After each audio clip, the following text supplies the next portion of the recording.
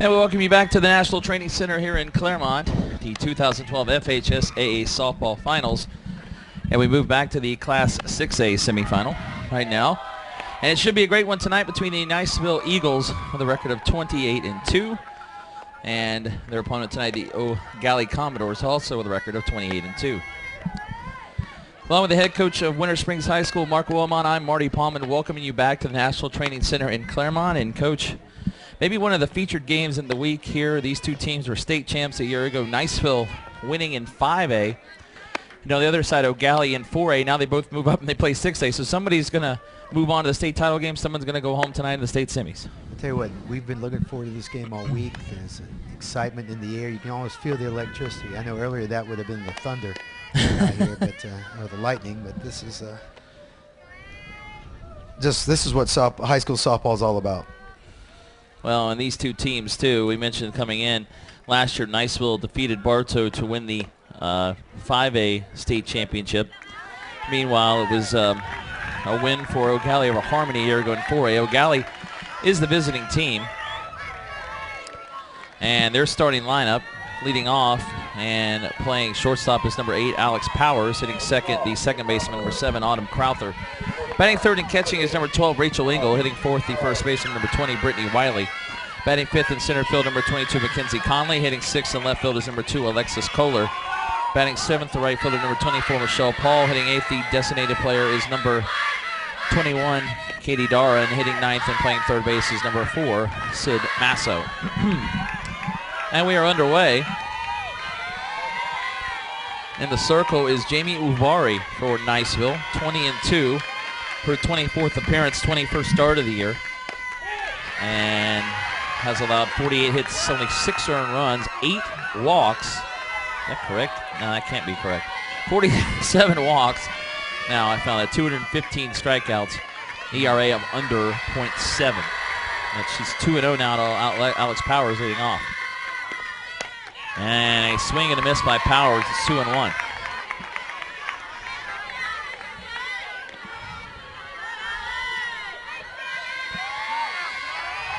Just underway. This is the second 6A semifinal of the day. As earlier today, Pembroke Pines Charter defeated Lakewood Ranch 4-0, and they will play tomorrow night at 7:05 for the 6A title against the winner of this game. And in 2A today, it was Grandview Prep from Boca Raton defeating Sheridan Hills Christian 19-2 in 3 innings. Their opponent tomorrow in the 2A final at 4:05 will be Pine Castle Christian out of Orlando. They knocked off Prince Stephen Road 11-0. There's ball 4. So Powers will walk. So a good start there for Eau Gallie. And here is Autumn Crowther, the second baseman. Crowther at .438 with a home run, 24 RBIs. You can see the third baseman creeping in. The first baseman expecting a bunt here. And it's bunted foul, as you said, and it's going to be 0-1. Eau Gallie, the champs of District 7 in Region 2. In the regional tournament, they beat Seabreeze 10-0, Deltona 5-0, and Springstead 5-2. Russ Reese in his second year, the head coach, with a record of 55-7 as they beat Harmony 7-2 in the Class 4A state championship game in 2011. Bunted, the third baseman for Niceville, throws across in time. The play made by Kaylin Davis. And moving to second is Alex Powers with one out sacrifice. Those one, is that the second baseman covering? Second baseman covering. Yeah, 5-4. The good rotation by the left fielder. Second baseman comes over for Niceville, and that is Alex Brunson to make the play at first. So sacrifice 5-4. The runner moves over to second with one out. Defensively for Niceville, Audrey Diekman at first base.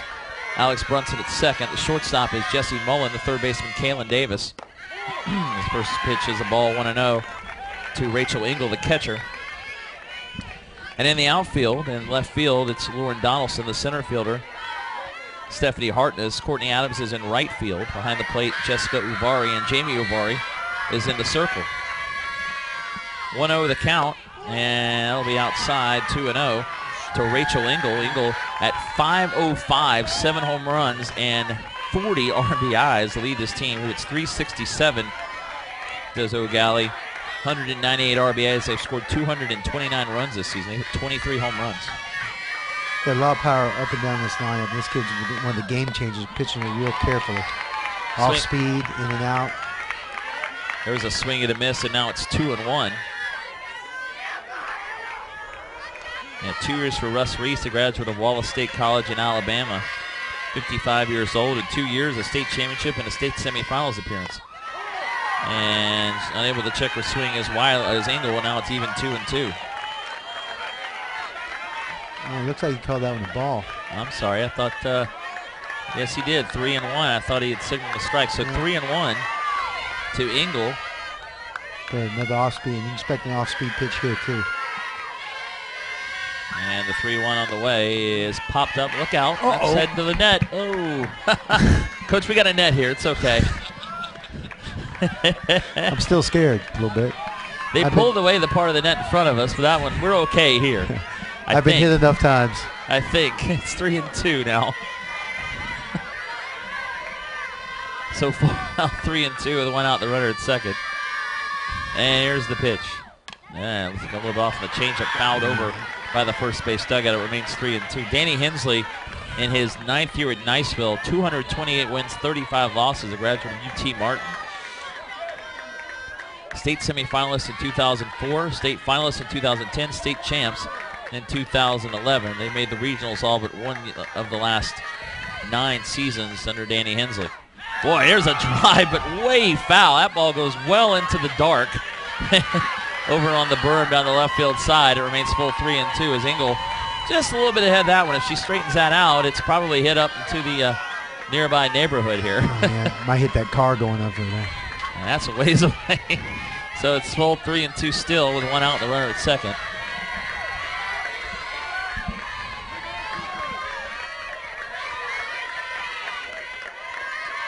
And Jamie Uvari with the pitch. And ball 4. So maybe not the worst thing in the world there to stay away from Engel. That's 2 walks in an inning for Uvari. She fought off 2 really good pitches to draw that walk. Niceville, the champs of District 5, Region 2. They defeated Escambia 6-2.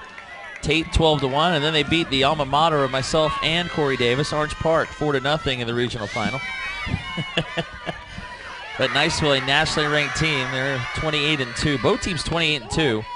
These 2 teams combined for 56 wins and 4 losses. Eau Gallie's only losses were 1-0 to Childs, who will be playing the 70 semis, 1-0 to Dothan, Alabama. And Eau Gallie lost to Durant 4-1, and Okeechobee 9-2. Durant's playing also later this week as well. I think that was down that tournament down south where they lost both those games. I think Durant will be playing in the 8A semis on Sunday. As that is now 2-0 to Brittany Wiley, the first baseman. Wiley at .383, 6 home runs, 35 RBIs. She has a chance to do some damage right here. We've always got to come in with a good pitch. And pop foul back to the screen. It's 2-1.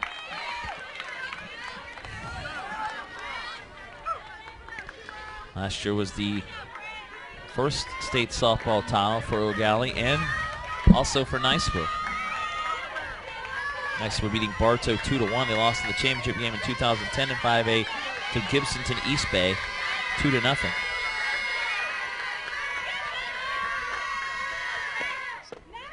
And low for a ball, 3-1. Tell that Eau Gallie has a lot of confidence in the base running ability of their catcher because they're not using the courtesy runner rule that allows you to put in a runner for your catch. Speed up rule that put in a runner for your catcher or your pitcher, and your pitcher. 3-1 is ball 4. So Uvari has walked 3 and the bases are loaded with only 1 out. So now a big chance for Eau Gallie here. As now it'll be Alexis or Mackenzie Conley, the center fielder, to hit. Yeah, this is not like her. She strikes out many more than she walks, about 1-4, at least a 1-4 ratio. Mackenzie Conley, 326, 4 home runs, 27 RBIs. The top of this order is first 5 hitters really can drive in runs. There we go.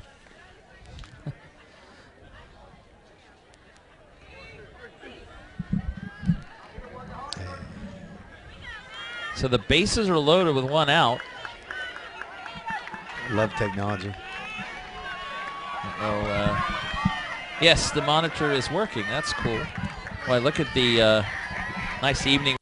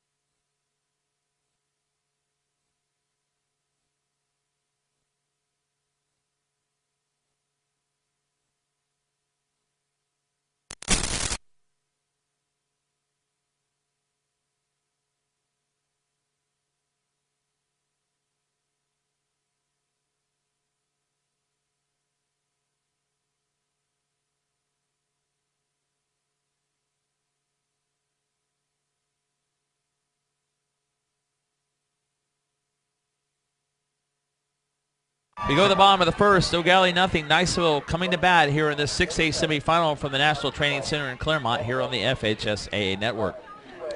Well, that could have been a big mess. Could have been a big mess early.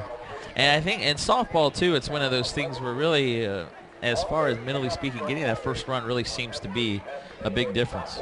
I know that for me. Go ahead. Sorry. Oh, for me, I know that getting on the board first certainly relaxes me and gets my team to be a little bit less tight. And it would seem to be the case at most levels, but even 1 run can help early on. All right, we apologize for any technical difficulties we were having as we go to the bottom of the first.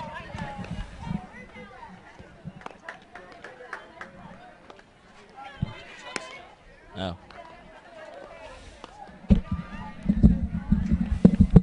All right.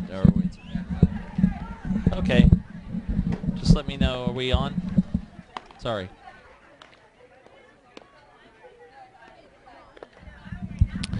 All right, welcome back for the bottom of the first, and we apologize for any technical difficulties we have as we have the 6A softball semifinal here on the FHSAA network live from the National Training Center here in Clermont.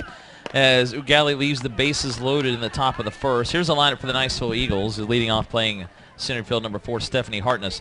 Batting second at first base, number 14, Audrey Diekman. Hitting third, the shortstop, number 7, Jessie Mullen.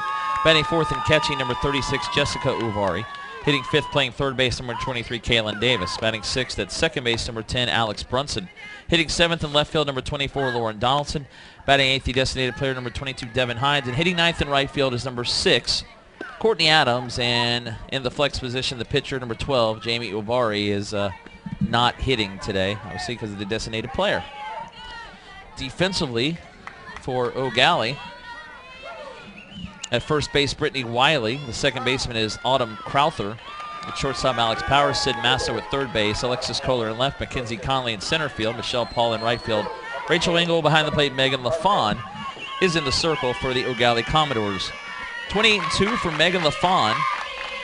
Her 31st game of the year, 175 innings pitched, has allowed 97 hits, 15 earned runs, 25 walks, and 181 strikeouts, a .60 ERA, and 14 shutouts on the season. And our first batter. Pitching. That's pretty good, isn't it? That's pitching. Stephanie Hartness will lead off for Niceville. 5'18" with 4 home runs, 36 RBIs. That's in for a strike, 1-1. Good crowd. You get that kind of power of a slapper. You gotta be excited about that. Good crowd on hand tonight. Sorry. It forces the infielders to come in to respect the slap, but if she can stay back and drive, she's hit 4 home runs, and she can certainly drive a ball. Fouled back, and it's now 1-2 to Hartness. And obviously facing both these pitchers are big strikeout pitchers. We said over 200 this season for Jamie Ovare of Niceville and near 200 for Megan LaFawn of Eau Gallie. A normal slap defense, the second baseman would be up almost by the, that's pretty good. 1-2 lifted into left field. It's dropped. Dropped out there by Alexis Kohler.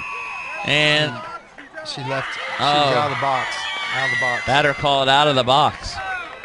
So Hartness was going to reach first, but the home plate umpire says, and now as Danny Hensley would like an explanation, and he gets a quick one there. That's 1 out, so instead of Hartness reaching first, she is out. And that'll bring up Audrey Diekman. Diekman at 287 with 17 RBIs. That was a big break for Eau Gallie early. With that first base runner on would be important to Niceville as the pitch is on the outside corner for a strike, 0-1. It is the voice of Coach Mark Willimon of the Winter Springs Bears softball team. Swing and a miss, strike 2. 0-2 will be joining us here for the next couple days. What it looks like with these lefties is since the second base playing so far back, they're just trying to roll the ball to her. Normally you have, if you think the kid's a slapper, which is certainly different than baseball, you would have the second baseman up playing closer and the first baseman playing back behind the bag to receive the throw. Here's the 0-2 on the way to Diekman. Oh, she hit her. So LaFawn hits Diekman with an 0-2 count. So now Niceville will get a runner at first base with 1 out. See Eau Gallie wearing the white and purple. Niceville in the black. It's the kind of maroon there. Niceville is the home team. Eau Gallie left the bases loaded at the top of the first. Here's Jesse Mullen, the shortstop, who swings and fouls it off. And it's 0-1. Mullen at .412 with 3 home runs, 31 RBIs. Niceville, as a team, hits .375 with 254 runs scored, 225 RBIs. They hit 22 home runs. Both teams really hit the ball well. A lot of production. Pitch well and hit well. Maybe that's why they're here. That would explain a lot. It's 1-1 now as the pitch misses outside to Mullen. And in the postseason so far, Niceville's outscored their opponents, Escambia, Tate, and Orange Park 22-3, and it was 20-2 in 3 games for Eau Gallie over Seabreeze, Deltona, and Springstead. There's a swing and a miss. It's 1-2. She's throwing 2 changeups to her. Keep her balance and brought a fastball toward on the outside corner for the ball. 1-2 is hit to second, and they'll go to second base for 1. On to first, not quite in time. Almost a nice double play over there as Autumn Crowther made the throw. The good throw by Powers, but too much speed for Mullen. The fielder's choice does go 4-6. Diekman out at second. Mullen is at first with 2 outs. But she made sure of 1. Front the lead runner, too. So now the runner at first with 2 outs. Here's Jessica Uvari, the catcher for Niceville. 528, 7 home runs, 51 RBIs, 47 hits, and 89 at-bats this season. First pitch misses for a ball, 1-0. So obviously Megan LaFawn will try to be careful here. Another changeup. There's a good changeup, a swing and a miss. It's 1-1. And Jessica Uvari and Jamie Uvari, both seniors on this Niceville team. They're a little more experienced group maybe than some of the other teams we've seen. 1-1. That's hit high in the air to left field. Now coming in, and this time making the catch is the left fielder, Alexis Kohler, and that will end the bottom of the first. So Jessica Uvari pops out to left field. No runs in the inning, no hits. There was a hit batter and a fielder's choice, and one runner left on base. Through one inning of play here in the 6A semifinals, it's Eau Gallie nothing and Niceville nothing here on the FHSAA network. Third year of the FHSAA softball finals here at the National Training Center in Clermont, and the 2012 FHSAA softball finals here on the Prep Zone, or pardon me, on the FHSAA network. It's something else I do, the Prep Zone. Sorry about that. It's a beautiful complex, and they really keep it up well. The field dries quickly with all the rain you guys had every day. Well, the rain, interestingly enough, really only rained for probably about 15-20 minutes total, kind of light rain for a little longer, but when you get downpours. Well, I was glad to bring you the good weather. So you really have. It's on me. It's on me. Since you got here about 5 o'clock, we had a nice game later this afternoon, early this afternoon, and good weather. The game starting about 5:30, a little after, for the 2A semifinal, and now nighttime here, and definitely has cooled off a bit. A little bit of wind that looks to be blowing out towards right field with the flag there. So we've settled in for a nice evening of softball, and two maybe the best teams in the state of Florida. Certainly two of the most talented team, I would certainly agree. And I've decided from now on, if there's bad weather, I'm just going to blame Seth Polanski for it. I heard he does that, though. I'm blaming Seth for the bad weather from now on. That's right. No, I see some stars, I think. I think we're okay for the rest of the night. But reminder, tomorrow we'll be back on the air around 4 o'clock for the 2A state championship game. The 6A game will be at 7 o'clock tomorrow night here from Clermont. As we go to the top of the second, this is Michelle Paul, the right fielder, 7-8-9 up for the Commodores. And first pitch outside is 1-0.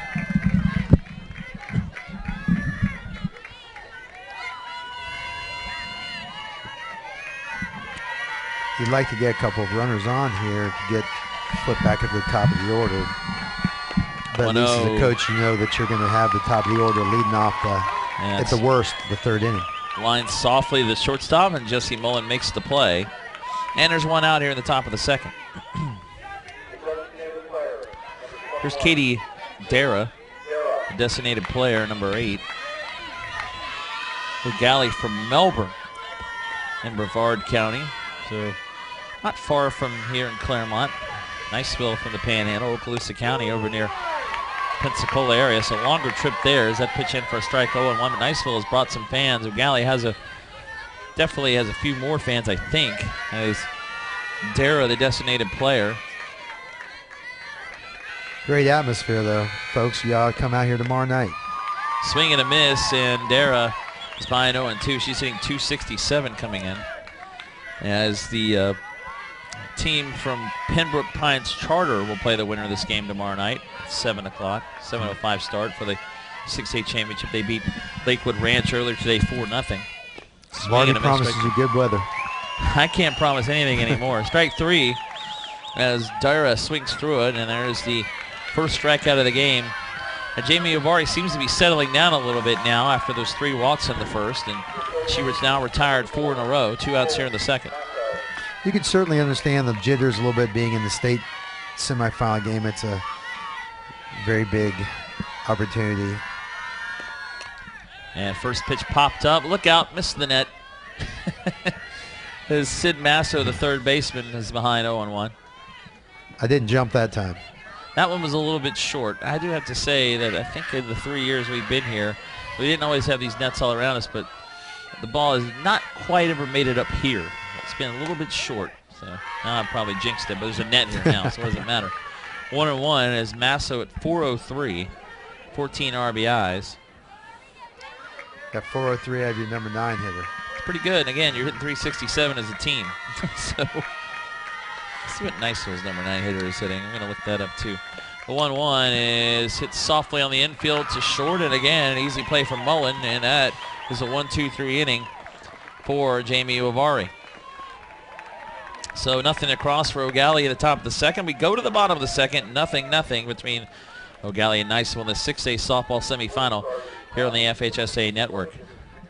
Courtney Adams, the number 9 hitter, is hitting 333 for Niceville. So Not quite 400, but not bad.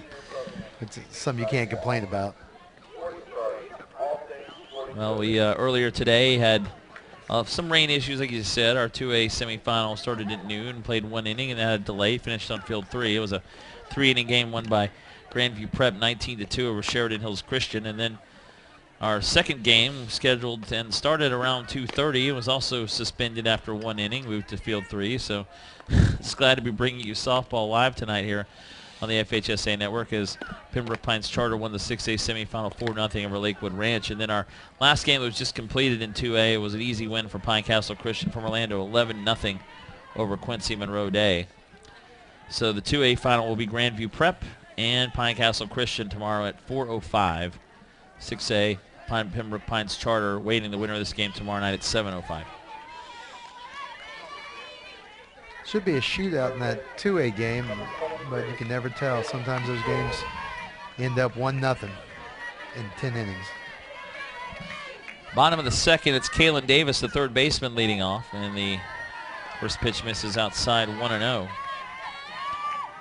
As Davis, 358, 29 RBIs, 4 home runs.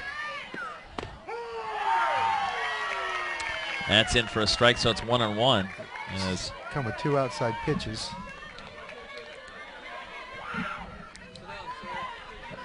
Megan LaFawn, and she's falls behind 2-1. A lot of fun to be had here, folks. KK Davis. They call her KK. Kaylin Davis. She check swings it, goes under the glove of LaFawn, makes the play on to first, and good for a little low, but a good stretch over there. And Brittany Wiley comes up with it for out number 2. Nice pickup by the first out baseman. Number 1, pardon me. So 1 out. Here is Alex Brunson, second baseman.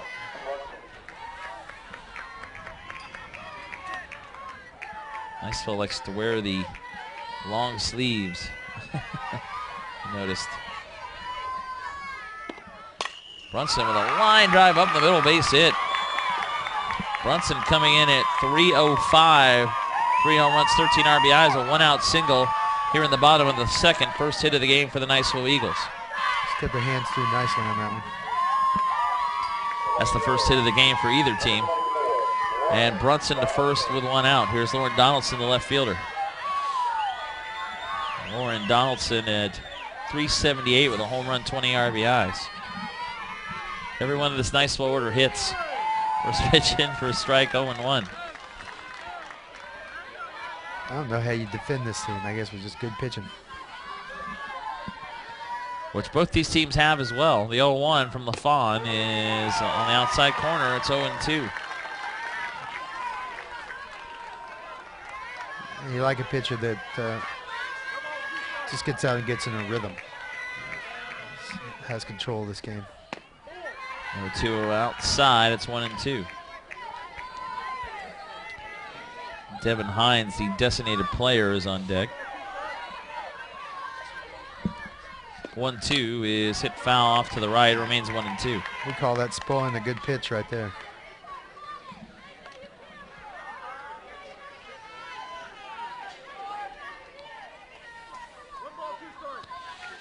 So it is 1-2. And pitch a little low, 2-2. So now even with 1 out, the runner at first. She worked with 3 balls outside, then came back inside and almost froze her.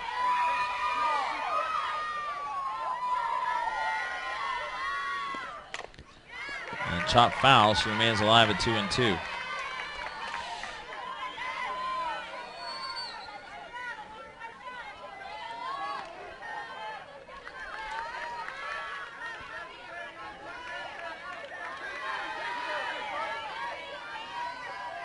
And the 2-2 is hit foul over by the third base side. So we'll have another 2-2 pitch coming. Another good changeup, kept it low. Even though if she put it fair, she wouldn't have done a whole lot with it. Nice battle here between Donaldson as she hits it back to the pitcher. LaFawn knocks it down. We'll have no play at first. LaFawn let that one get behind her, and now we have first and second with 1 out. Donaldson to first, Brunson to second. We'll see what the ruling is there. She hit that one hard, and LaFawn got in front of it. It's hard to call an error on the pitcher on a ground ball. Yeah, that's exactly what they did, though. Yeah. So Donaldson to first. The pitch and mounded fast pitch is 43 feet, and by the time she finishes her windup, she's probably about 37, 36 feet away from the plate. So those hard comebackers are tough. Devin Hines, the designated player, takes the first pitch for a strike, 0-1. And a swing and a miss. It's quickly 0-2. We're discussing whether it's an error or a hit. 250 with 8 RBIs for Devin Hines. No? No? Error? Hit? That's a hit? Okay. That's kind of what I thought. Oh, and boy, that hit the runner. She's out. Call there. Yeah. Yeah. As just bad luck for Brunson. She was heading to third, and she got hit by the line drive from Hines. She's out. So the interference call takes away the lead runner. It's 2 outs, and runners still at first and second. That's just one of those plays that just happens. If it's a hit, the run scores, but instead it hit her.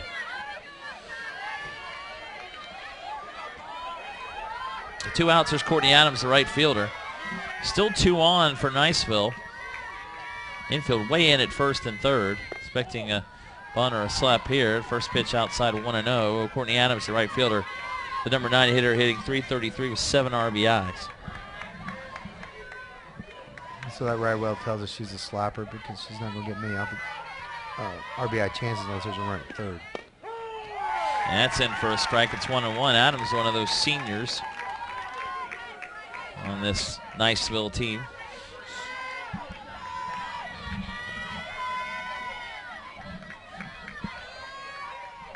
The left fielder's playing her in really close out there.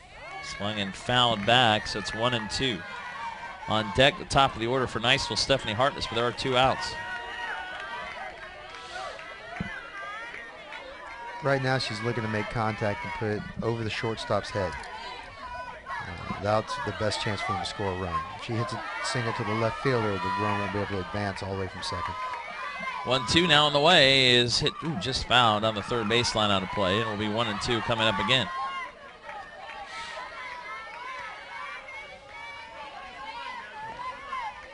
See that a lot now in fast pitch, the armor the girls are wearing on their elbows. That must be, well, I know it's precaution. Is that most of it, I'm guessing, or is it just That's kind of a lot of it, but these girls are fearless, and so that helps them they won't get out of the... Close play at first. Yeah. Boy, she is fast. Adams chops it to second. Crowther makes the throw over in time for the out. And Niceville leaves 2 in the bottom of the second. They have left 3 on base, no runs, 2 hits, no errors, 2 left on base. We go to the third inning, no score between Eau Gallie and Niceville in the 6A softball semifinal here on the FHSAA network. Marty Paulman along with Coach Mark Wilmon. So it's been what we've expected so far. Good pitching. But both teams having opportunities to score. And, looked like LaFawn got a little pumped up after she missed that ball. Wynn took care of business right after that. Both teams have left 3 on base. So Gallie leaving the bases loaded in the first. Niceville leaving 1 on the first and 2 in the second. But no score and only 1 hit between the 2 so far as Jamie Uvari for Niceville walked 3 in the first but got out of the bases loaded 1 out jam with a fielder's choice and a fly ball. And Niceville has the only hit of the game, that coming, actually they have 2 hits at this point. They're in the second inning. They changed the scoring of that, an error to a hit, so Niceville has 2 hits, no errors so far for either team. Probably it should be, that comebacker to the pitcher. Corey Davis doesn't agree. We were saying that the pitcher, it's tough to get an error on the pitcher, but... She's 35 feet away when that ball's coming at her. Yeah, that's true. I tell you, for me, if I don't want a ball screaming at me there either. As it's not like the pitcher in baseball. You know, they got a little bit more time usually. Well, sometimes, not always. First pitch to Alex Powers is a strike, 0-1, the top of the order for Eau Gallie. She walked, was thrown out at the plate on a force-out back in the first. And there's a drive into right center field. That's trouble, and that is one hop off the fence.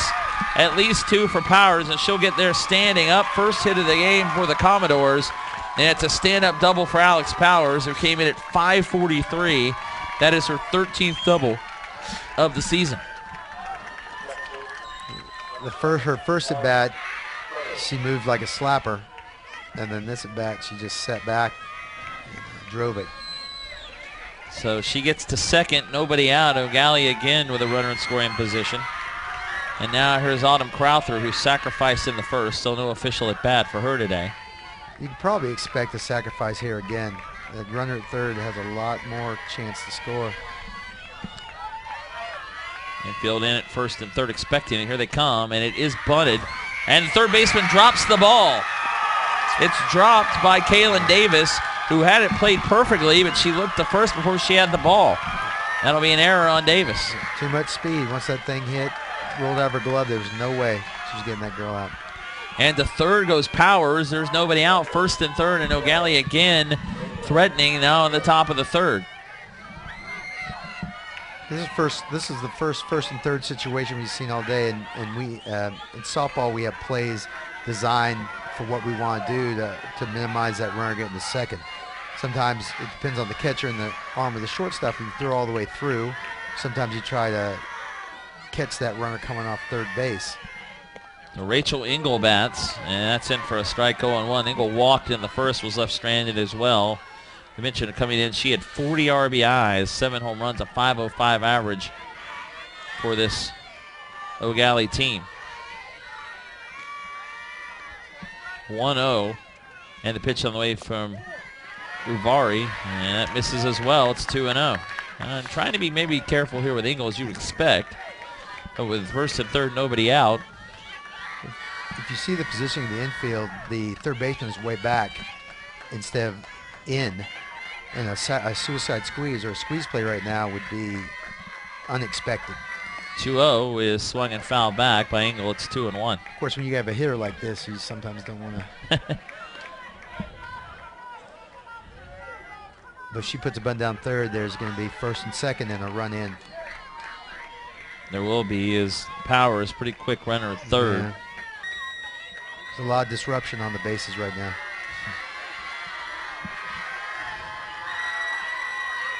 Here comes the 2-1 from Uvari. High pop fly. It will get out of play off to the left, and it hits the top of the hill. It's 2-2. You can also notice on your screen the second baseman's communicating with the right fielder and the center fielder on what type of pitch it is. She's putting it on her back, thumb for one pitch, 5 fingers she's had up so far. So he can't help you get to 3, whatever it is now. So let's see. Curveball. And ball misses a little bit outside, full 3-2. So a full count pitch coming to Engel. Brittany Wiley on deck. Engel walked her first time up. And again, this would be the worst thing in the world to put this girl on. And it would give you a force at any base. Force at any base. Here comes the 3-2. Curveball again. Oh. Ball forward. That got away, though. And here comes Powers. She's going to score. And Eau Gallie leads it 1-0. And, well, they did what you said. It was not a bad idea to put her on. Oh, wait, it's 3-2. I'm sorry. Engel actually looking at the umpire and said that's ball 3. She said it, and the scoreboard had 3-2, so our apologies. But it is a run, and that's the worst-case scenario, is the wild pitch scores the run. And now the other runner moves in scoring position on a very powerful batter, who's going to await another full count pitch. And there's ball 4. So now we have first and second, still nobody out. 4th walk of the game for Uvari. A run is in for Eau Gallie, and now a chance to really get a big inning here as Brittany Wiley will bat. She walked as well in the first. Well, it doesn't get any easier right here, Marty. This Eau Gallie lineup is stacked. You could still bunt her over to second and third. Depends on. Yep, there it goes. She popped it up, but Uvari will have to make a quick play. She does on to first in time. Second baseman comes over to cover as Brunson covers. You love when your number 4 here can put a bunt down. Sacrifice 1 to 4. She popped it up, but it was in a good place, and it got right in front of Uvari. The runners move to second and third, still only 1 out. Crowell through to third, Engel to second, and now Mackenzie Conley, who herself hits .326 with 27 RBI, so another good hitter. Chance for 2 or 1, at least 1 RBI here. Infield's in tight, so they'll be looking to look her back. And the pitch is low and outside, 1-0. So we'll probably be trying to keep her inside to get her to bring the ball to third or short.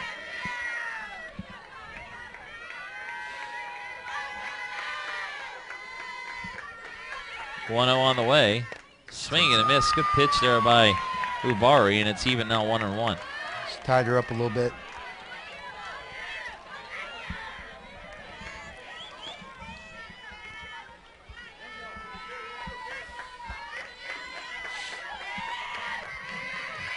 You still have the opportunity to squeeze right here. Runner standing at second and third. There it is. And it bunts it foul. So now it's 1-2. So now the squeeze pretty much probably goes away here with Conley at the plate. But I've seen people do it. We've done it. We beat Timber Creek a few years ago in a 2-strike squeeze with our number 4 hitter. So it was all kinds of things had to work in our favor.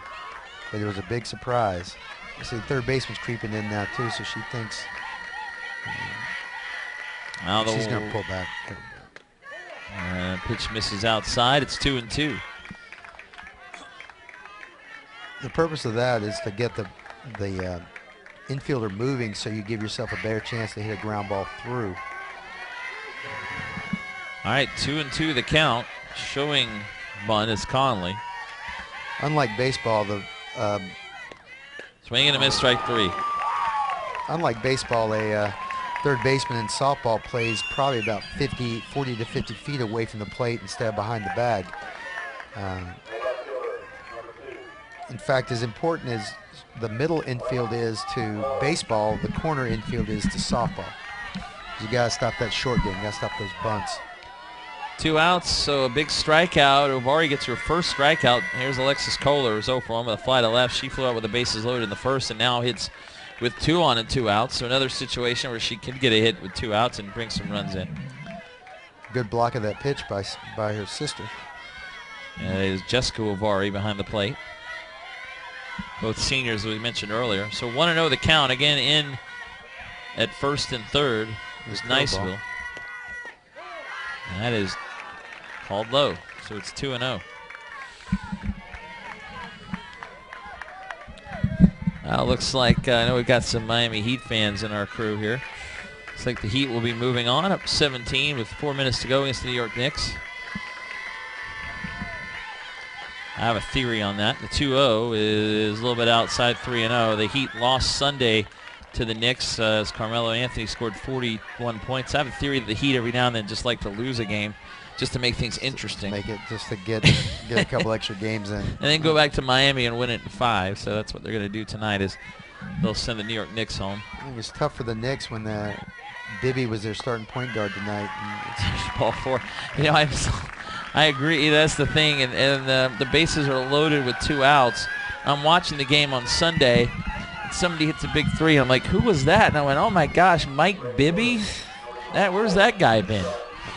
Oh man, and he hit a big one for the Knicks Sunday. But yeah, the Knicks, Lynn and Shumpert out, Stoudemire banged up, still with a hand, not playing that badly though with the problem. But they just it's too many injuries there. We have a meeting in the circle.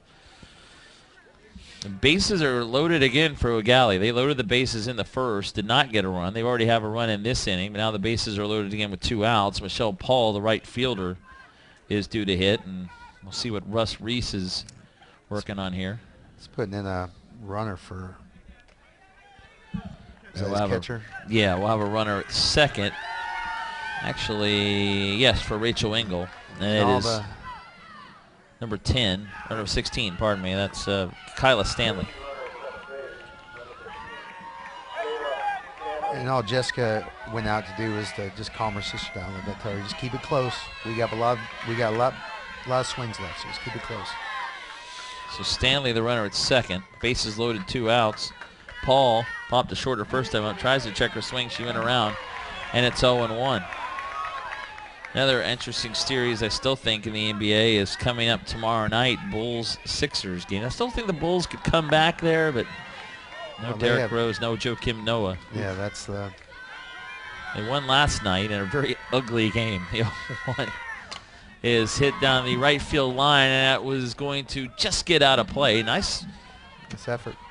Yeah, good hustle over there by Courtney Adams, but it does fall foul.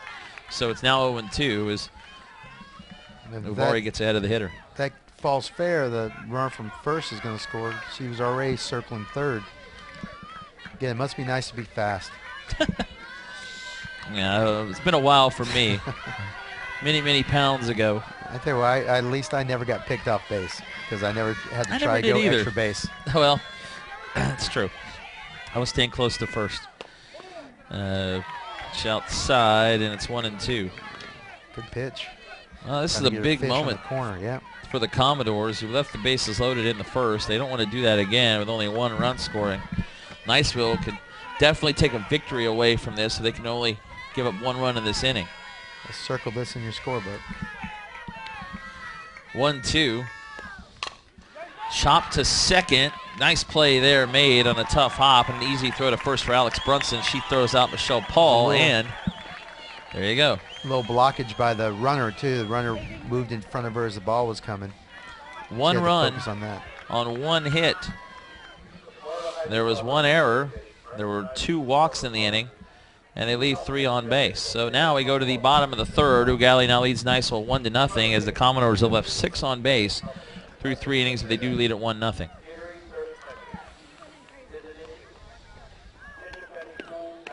So the bottom of the third comes up, and speaking of events that occurred last night, we talked about that, and in Major League Baseball, Josh Hamilton, 4 home runs, all of them 2-run homers, 8 RBIs.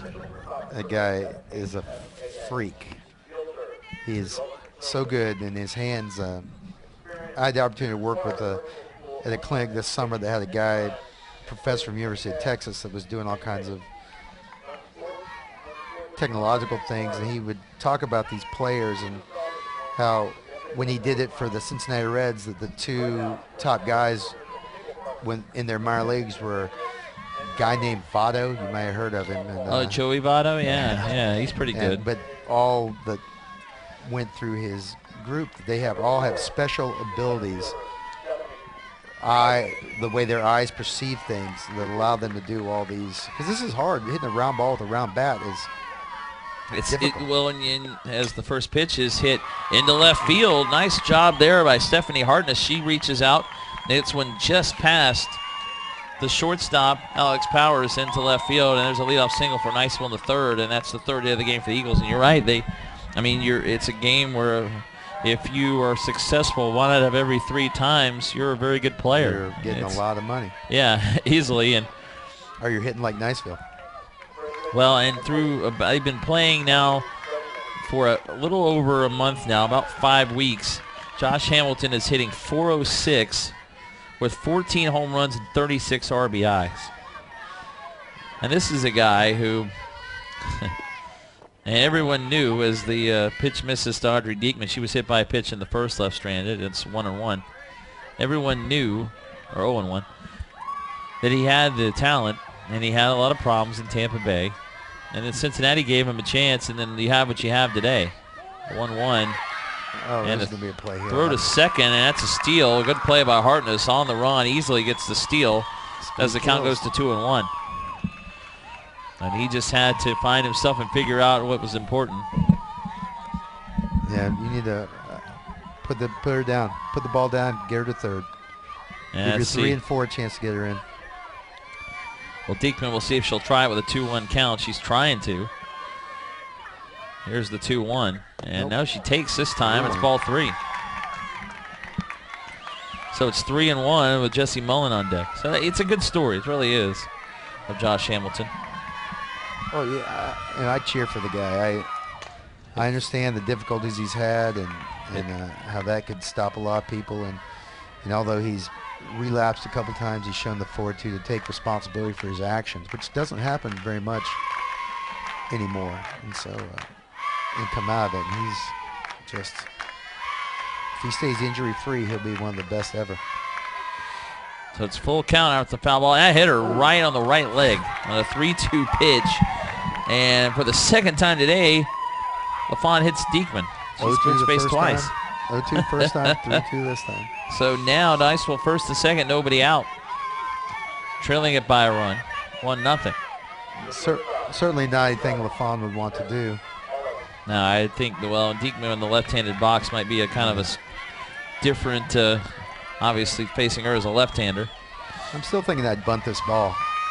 Well, Mullen hit into a fielder's choice her first time up. She's 0 for 1. And that is a ball outside, 1-0.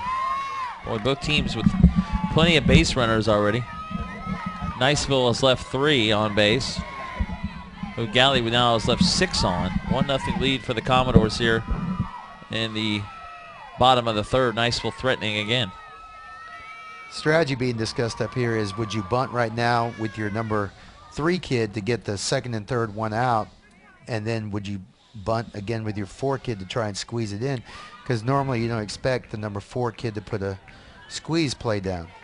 But it looks like Niceville just likes to take their hacks.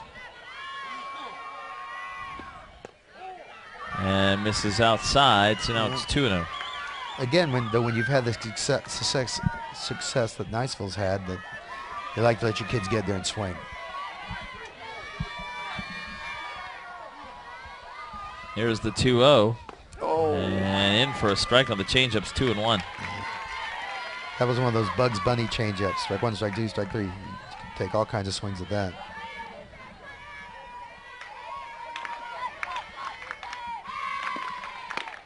Swing and a miss. Now it's 2-2.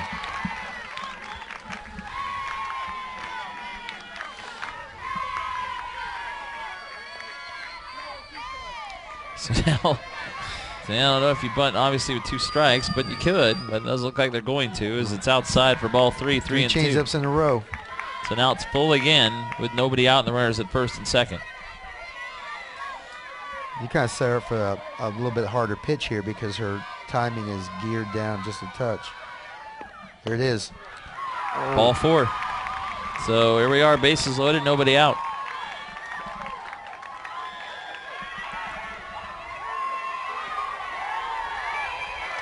And now with the bases loaded, Jessica Uvari, the catcher, will hit.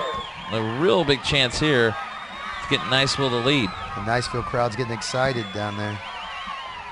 Shortstop's playing back, so you put the ball in play to the middle infield, and you're going to score a run. And that's in for a strike, 0-1. This is where we teach top of the ball. Just put the ball down the ground in play. Jessica Uvari, 528, 7 home runs, 51 RBI. She's the leading RBI hitter on this team, and there's a just missed one down the third baseline, which would have given Niceville the lead. Now it's 0-2. Obviously, you don't really want to face her in this situation. But LaFawn's living on her changeup right now. Now ahead 0-2. Probably put this outside the box a little bit, make her go. Yeah, there it is. Ooh, a little bit outside. She's getting a lot of oohs from the crowd, but the catcher's really working hard to frame that pitch back in. That wasn't anywhere near the plate on 0-2. See that from our right field camera that time. 1-2, here it comes. Hit up the end of left field, base hit. That's going to score at least 1, and they'll hold up the runners. But it's 1-all, and the base is still loaded with nobody out as Hartness scores. An RBI single for Jessica Uvari. Now has 52 on the year, and Niceville still in business here in the bottom of the third. Still nobody out. And we're going to have a courtesy run over the speed-up rule, which in high school softball allows you to run for the catcher and the pitcher. See the, yeah, they'll do that in just a moment. If you have the right personnel, that's a big weapon. Denny Hensley will make that call. And, well, actually, yep, there we go. Number 11, that's Aja Brechtel. We're running first. A big chance here for Niceville. Bases loaded. Already a run in. There's nobody out. And then Kaylin Davis, who's 0 for 1, will step in. And Davis herself this year with 29 RBIs and 358 average. She also has 4 home runs. There's a drive into center field. That's trouble. All the way to the fence. Over the fence for a grand slam. They call her KK. Kaylin Davis goes straight over the center field wall. It's a grand salami, as they call it. And Niceville leads it 5-1 in a 5-run inning. Still nobody out. And boy, when she hit that ball, you could tell that was at least going to drive in 2, maybe 3. It was heading to the center field fence, just kept carrying right over the fence in center. That was just a rocket. I don't think it got 15 feet off the ground the whole way. It was a line shot, and you're right, it never really got that high, but it works. 5-1 for Davis. Her 5th home run. We mentioned now 33 RBIs on the season. 5 are in. 5 in a row have reached to lead off the 3rd, and all 5 have now scored. Ground ball to short, and that's going to go off the shortstop. No play at first as it goes off of Alex Powers, and Brunson will reach, and everything going Niceville's way right now. They might need a 20-second timeout. Well, if you can take those in softball, they don't count against you. But that is, they're going to call that a hit as well. No, that's going to be an error. Hard hit ball, but a tough play. So Brunson reaches for the 2nd time. There's Lauren Donaldson. She hits the first pitch to second. They're going to try to double play. No, safe at first. As Crowther tagged Brunson out, almost got Donaldson at first. Fielder's choice is 4 unassisted, and Brunson is out, so Donaldson at first with 1 out. It's a good play on the part of the runner to stop and make the second baseman come to her. Just took enough time to allow Donaldson to get to first. So the inning continues with Devin Hines. The designated player was up in the 2nd inning, and the runner heading to 3rd was out on interference. She hit one between 2nd and 3rd. Yeah, the first 5 hitters of the inning reached, actually 6. As Hartness singled, Diekman was hit by a pitch, Mullen was walked, Uvari singled in a run, and then the grand slam by Kaylin Davis. And then Brunson reached on an error. She's out at 2nd. Donaldson's at first with 1 out. And misses outside, 1 and 2. 5 runs in for Niceville. The big blow, the grand slam by Kaylin Davis. On the 1-2. With all the power that Eau Gallie has, they're not out of this game. That is true. Still a long way to go. We're in the bottom of the 3rd. The 2-2 is in the dirt. Ball 3. The runner going to get the 2nd. The throw not nearly in time. We'll call that a wild pitch. Eau Gallie's being... Niceville's been very opportunistic on those balls in the dirt. They're taking the extra base. So Donaldson to 2nd with 1 out. Now a 3-2 pitch, and there's ball 4. So Hines walks. That's the 2nd walk of the inning, as Megan LaFawn having a rough inning, and now 1st and 2nd again with 1 out, and a meeting in the circle coming up with Eau Gallie. Getting a little bit concerned right now if you look at Megan LaFawn. Trying to figure out how to get this Niceville order up. This is going to be the 9th hitter of the inning, Courtney Adams. We started off with a leadoff hitter. We've gone through the order. So we know Niceville will bat around here in the bottom of the 3rd. It's still only 1 out. The catcher's just trying to calm her down, let her know that we still are at bats. We may have another runner coming up here, and we will for Hines. And that will be number 15. It'll be Lindsey Donaldson running for Devin Hines at first. Is that a straight sub? Yeah, Hines is the designated player. So So just a pinch runner, I believe. Yeah. So Lindsay Donaldson to first. Lauren Donaldson's at second. And Courtney Adams is 0 for 1. She grounded out in the second inning.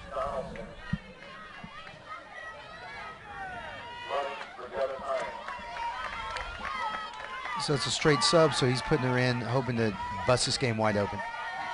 Yeah, putting her in. Yeah, so a little bit of speed. Score, yeah. He gets these two more runs, and 7-1. You got to be feeling just almost giddy. It's bunted foul by Adams. Good word, giddy. You never really probably ever feel that way in softball completely, or in anything. Not until you're walking out the field shaking hands. After the 21 outs. It's 27 outs in baseball. It's 21 outs in softball until you get that 21st out. 0-1 the count to Adams, and the pitch. They're looking for bunt, and it is bunted to third. Good throw across. The sacrifice throw does work as the throw made over there by Sid Masso. And the sacrifice 5-4. Second baseman covering, but the runners move up to second and third with 2 outs. So Lauren Donaldson to third and Lindsay Donaldson to second. And now back to the top of the order, Stephanie Hartness. Led off the inning with a single, stole a base, later scored. She's 1 for 2. And you're right, a hit here will drive in 2 more for the Niceville Eagles with that speed on the base paths. They're playing well, she's coming in a little bit in left field now, trying to cut that run off. But this kid's got some power besides for just slapping. And for a strike, 0-1 to Hartness. And you like hockey, Coach?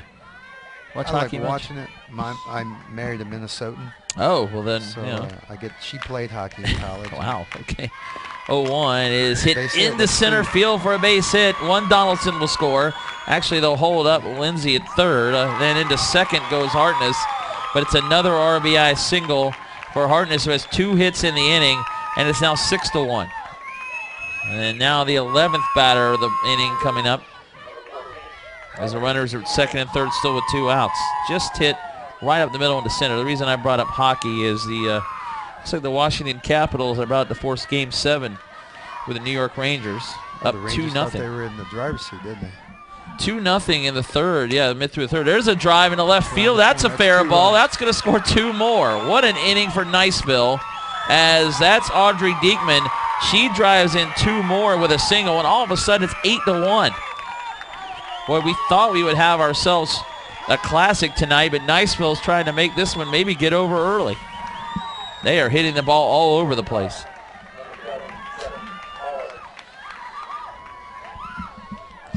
Just hitting in the right place. That round down the left field line. Diekman was hit by a pitch twice already. Gets a single this time. She scored once, has 2 RBIs now.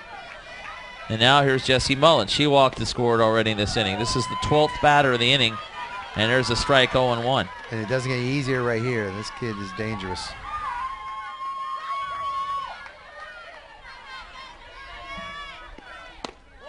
And you're right, as Jessie Mullen takes the pitch, the ball 1-1. What a game the other night, though. The Rangers get a power play with 25 seconds left, score with 6 seconds to go, carry it into overtime with a 4-minute power play, and win it with a goal 2 minutes into OT. And otherwise, they're down to the Rangers or to the Capitals, and Washington get in it tonight. I enjoy any playoff hockey, not like overtime playoff hockey. It has a big sense of urgency. Sudden death. The 2-1 is a strike on the outside corner. It's 2-2. And right here, Eau Gallie might need to get a sense of urgency. Now down 8-1. They scored a run in the top of the third, but they've left 6 on base. Left the bases loaded in the first and third, and Niceville here has made them pay. Jammed inside, slow roller. The pitcher, LaFawn, moved too slowly towards the ball. It's an infield hit. LaFawn looked like, I don't know if she thought that it was a foul ball or maybe that it was Crowther was going to come get it, but she really reacted too slowly. It's an infield hit. I thought it hit the batter too. Yeah, I thought so too at first, but they let it go, and surprised there's not an argument there from Russ Reese. So still good first and second. Good hustle out of the box. Yes. Give up on it. First and second with 2 outs. Mullen has reached twice in the inning. Here is Jessica Uvari, who singled in a run, the first run of the inning for Niceville. And that's a strike 0-1. And guess who's on deck? Kaylin Davis. I think that Megan LaFawn would like to not get back to her. There she is. She hit the grand slam over the center field fence, the big blow in this inning. Chopped to second, and now they will make the play over in time as an easy ground out with Crowther throwing out Jessica Uvari. But 13 come to the plate for Niceville in the bottom of the third. They pick up 8 runs on 6 hits. It's a lot to look at here at the scorebook. There was 1 error in the inning, and we also had a couple of walks, a hit batter, and 2 were left on base. We go to the fourth, the top of the fourth. Our score: Niceville leading Eau Gallie 8-1 here on the FHSAA network in our 6A semifinal. Well, just as explosive as Niceville is, Eau Gallie is also. And so they could get not back over in this yet. Game. You got a couple here, start feeling good. And they need to start getting some hits with runners on base. Yeah, as they've left the bases loaded twice tonight, only getting that run in the top of the third. And Niceville made them pay in the bottom of the third. As we mentioned, 8 runs on 6 hits and a grand slam in that inning as well for Kaylin Davis. Wow, that was a tremendous shot. Tremendous job of keeping the hands in, letting the ball travel. Marty Paulman along here with the coach Mark Wilmon, joining us from Winter Springs High School. And Coach, it's good to have you here. And we talked in the first game about this, but you had your team here the last 2 years in the semifinals 2 years ago, the championship game a year ago, and 6A. Your team has been that close to a state championship, and I know you're continuing to work towards that goal now. Your team in 7A. Right. The new classification, 7 and 8A by the FHSAA, and there's very good teams in our bracket, and we ended up losing, getting put out in the regional semifinals to our district team, our district rival Lake Howell, who's very good, matches it very well with us, but we've played them 11 times in the last 3 years. Wow. So we kind of know each other very well. Yeah, you beat Lake Howell twice, they beat you twice, and they beat you 1-0 in the regional semis, and went and lost to Childs up in Tallahassee. So Childs will play in the 7A semifinals coming up on Friday against Bartow. Swing and a miss. They were a very good team. Our 3 losses this year, 2 were to them and 1 were to Gulliver Prep. So if you're going to lose, it should be the good quality opponents like that. We've beaten a lot of them. We'll see Gulliver Prep as well here later on in the week as Katie Darrow takes the first pitch, swings and misses, and the 0-1 has popped up foul, and it's now 0-2. Darrow, the designated player, struck out swinging in the second. We mentioned that 7A class is loaded with Childs and Bartow at the top. Bartow was 7-time state champ. Chamberlain at the bottom. They'll play also against Cooper City in the semis on Friday. Swing and a miss, and Dara strikes out for the second time today, and that's one out the fourth. Third strikeout for Jamie Uvari, who now has a 7-run lead in the circle. So you got to be feeling pretty good. Chamberlain's won the state championships. They won a couple. They beat us 6 or 7 years ago in the regional. Bartow, Chamberlain has, I know you're right, I believe has Bartow, and I'll check it out. Bartow has won 7 state titles, I know. So 1 out, and here's Sid Masso, the third baseman. First pitch misses for a ball, 1-0. 2003, Chamberlain in 5A. They were the champs. We were the only one that scored a runoff in the playoffs that year. And that looks like that's it, but they have been a perennial team as that's fouled off, and now it's 1-1. Last in the Final Four, as Chamberlain was last year in 2007, lost in the state semifinals to Pace. Fouled off, so Masso now behind 1-2. Both these pitchers are featuring good changeups. Just LaFawn has not been able to get the rest of her pitches over to keep Niceville off balance. 1-2 the count. Pitch to Masso is called strike 3. It looked a lot faster after that changeup a minute ago. That's, to me, that pitch is just evil. That's a good word for it. Masso takes strike 3. And I like when my pitchers have one. But yeah. That's back-to-back strikeouts now for Jamie Ovari. She now has 4, and there's 2 outs in the 4th. Back to the top of the order, Alex Powers has walked, doubled, scored the only Eau Gallie run in the 3rd, and the first pitch for a strike inside corner, 0-1.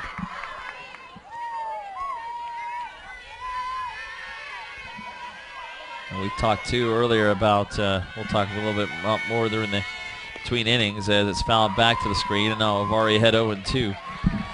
But Palm Beach Gardens was the team that knocked you off in the semis 2 years ago, the finals last year in 6A. And in 8A this year, a team that was ranked at the top of the state and maybe in the country lost to Jupiter in the regional semis. Jupiter beat them a couple times. And again, shows you that polls don't mean everything. You got to win them on the field. And any, with the one-game elimination format, you can come out flat. Another can come out playing well. And, the familiarity, I think, helped Jupiter quite a bit against Palm Beach. They're used to playing them, and Palm Beach was used to beating them. I think they beat them 14-1, 14-0 once, or 14-1 this year. And so you can come out if you beat a team that handily. You can come out maybe not as excited or with that sense of urgency we spoke about earlier. 2-2 now to Alex Powers. And the pitch on the way, and change up again, and Powers was able to get a little piece of it and stays alive, 2-2. First state semifinals appearance for Jupiter. Boy, they'll get a tough one in Miami Palmetto coming up on Sunday. That'll be at noon. And Jupiter, you're right, they Palm Beach Gardens this year, they lost to them 14-1 and 1-0 during the season, beat them 10-4 in the district final and 4-0 in the regional semis. 2-2, swing and a miss, strike 3, and striking out the side is Jamie Ovari in the top of the 4th. 1-2-3. Once again, goes to show you how these teams that win multiple state tournaments, how impressive it is, because it's really difficult to get back. It's really, really hard to win one, much less 2 in a row. We go to the bottom of the 4th as Eau Gallie goes 1-2-3 and all in strikeouts in the top of the 4th, 8-1, Niceville leading it in our 6A semifinal. And this is another example, too, of how things have changed a bit this year with the new classes. Eau Gallie won 4A last year. Niceville won 5A, and now someone's not going to win a state championship this year here in 6A. So they moved up. Sometimes it's a shame that one of these teams has to go home without the win.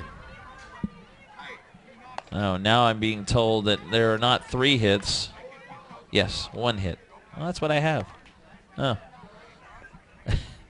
Oh, we did have an error. Okay. So both teams with an error. Oh, error on the scoreboard. Okay. So 1-1 and 1 for Eau Gallie, 8-8 and 1 for Niceville. How do you put that in the scoreboard? E operator. E. There we go. Hey, thanks, guys. Wow, I was just told that. We were following the scoreboard, so. Good crew down there. Keith, yeah, great job, guys. It's funny how that happens. Say it here, it comes out there. Thanks to our crew here. Another long day in Clearmont, fighting through the rain. As Brian and John have been down on the cameras all day, and Keith and Mitch are in the truck in the AC. So could be worse. But oh, I'm sorry. Never mind. The AC's dead. Never mind. Sorry, guys. Well, then you've been out in the sun too. Oh man, never mind. I've seen the van. It's not that big, so now I do not envy you. Very pleasant night up here. Yeah, well, now it's not bad nighttime. Our crew located down the first base line here at the National Training Center in Clermont. We talked a little bit about the schedule coming up, and on Friday we'll be moving over to Class 3A and 7A. We'll start that day with King's Academy out of West Palm Beach and the other American Heritage. Well, not really, but we've had one already win a state title. Now Boca Del Rey American Heritage will play coming up on Friday. And on the other side of 3A, it'll be Bishop Snyder out of Jacksonville and Winter Park Trinity Prep, who is another perennial team in 3A, or in different classes. Trinity Prep last year lost in the 2A final. Won it in 3A in 2007.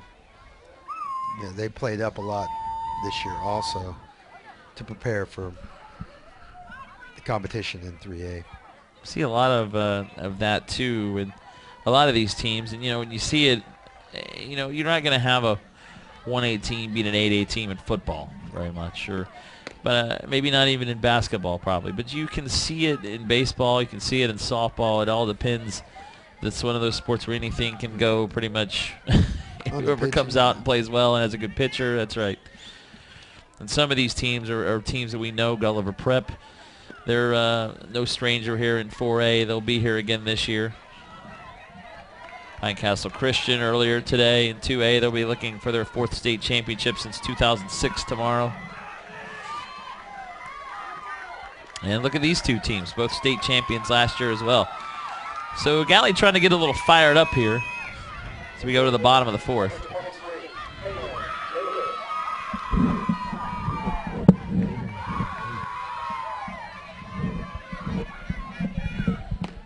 And there is a strike now to the leadoff hitter in the 4th. It's Kaylin Davis. She hit the grand slam in the 3rd. She's 1 for 2 with 4 RBIs today. Grand slam in that 8-run 3rd inning. There's a nice changeup in there, and ahead 0-2 is LaFawn. I don't think she's going to see anything with any speed.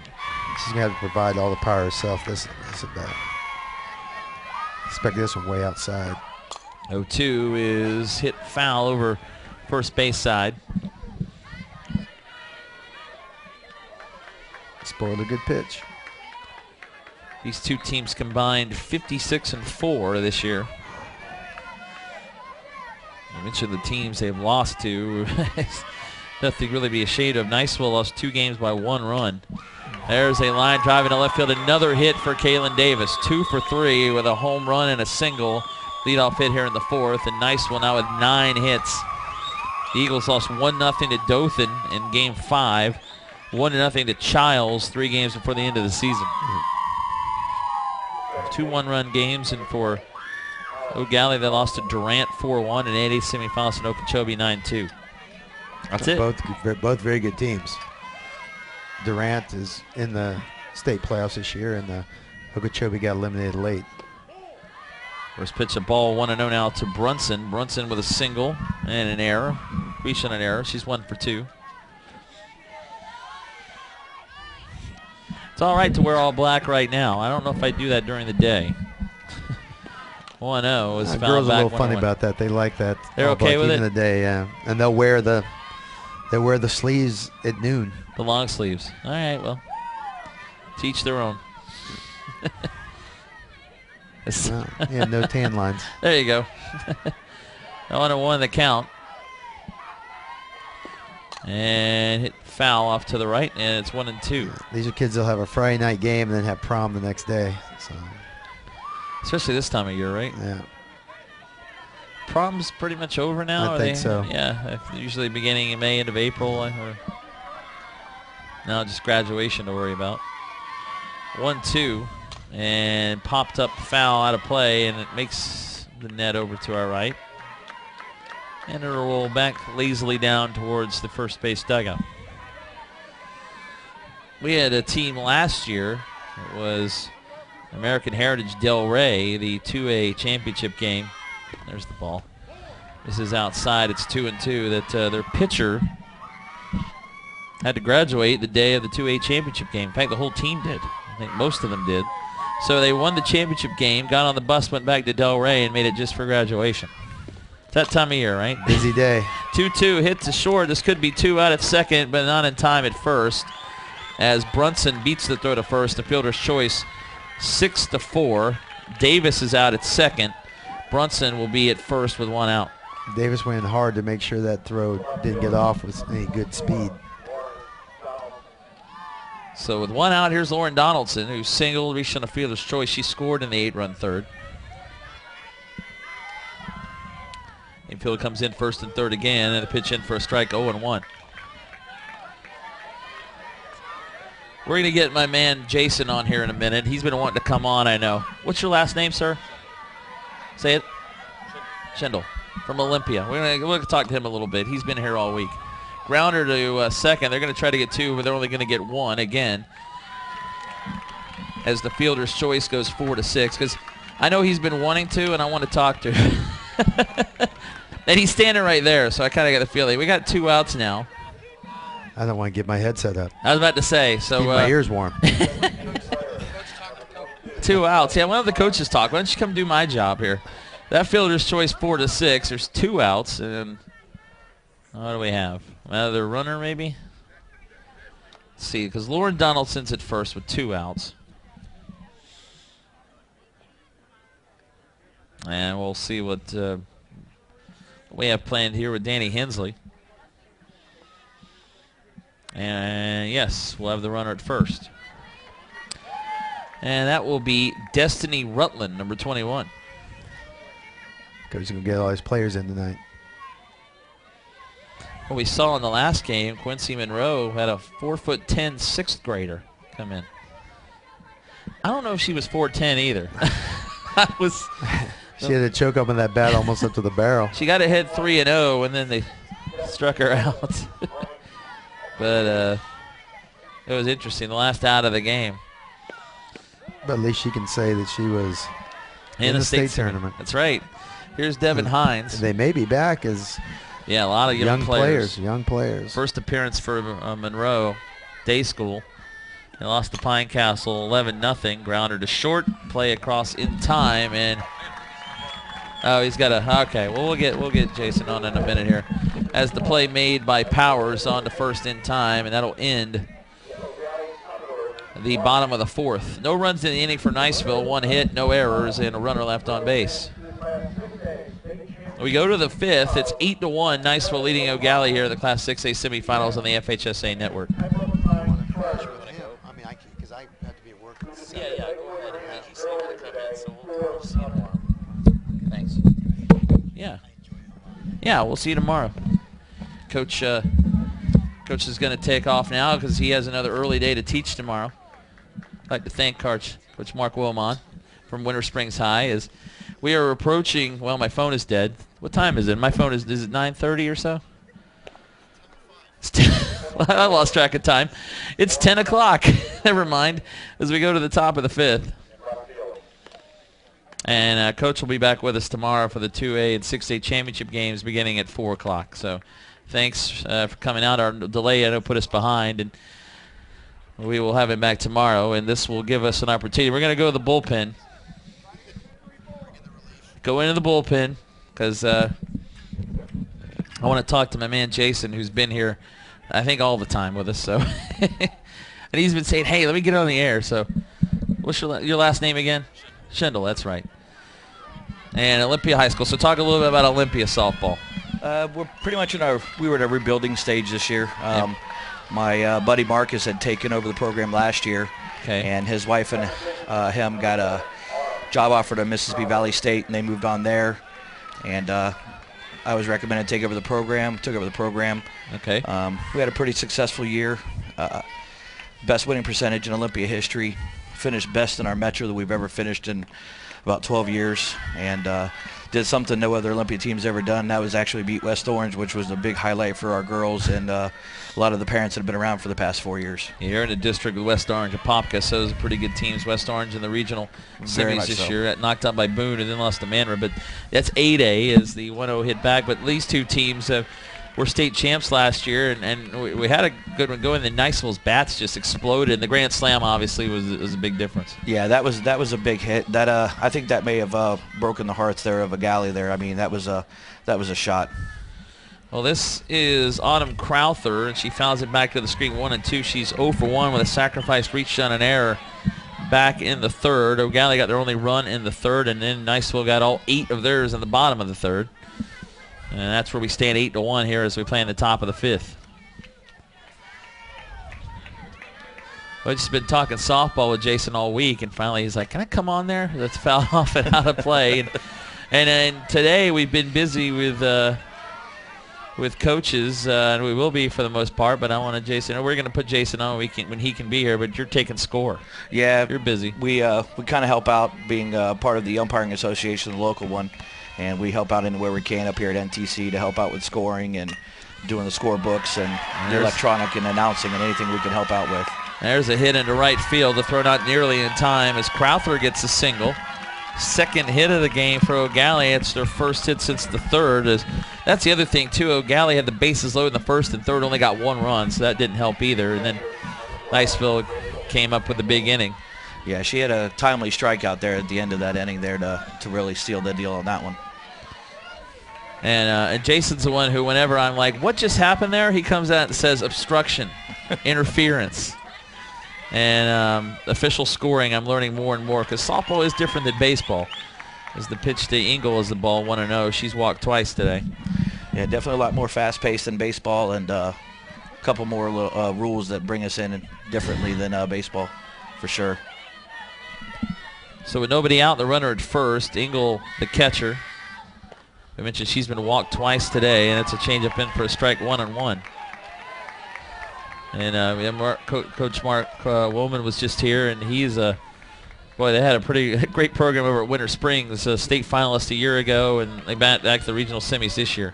He's always had a strong program as long as he's been there. I mean, they got a bunch of great girls over there. They really gel real well together. 1-1 is a swing and a miss. It's 1-2, and you know, we've seen a lot of teams from this Central Florida area here in Pine Castle, obviously in 2A. Probably a pretty good chance, but they got a tough game with Grandview Prep tomorrow.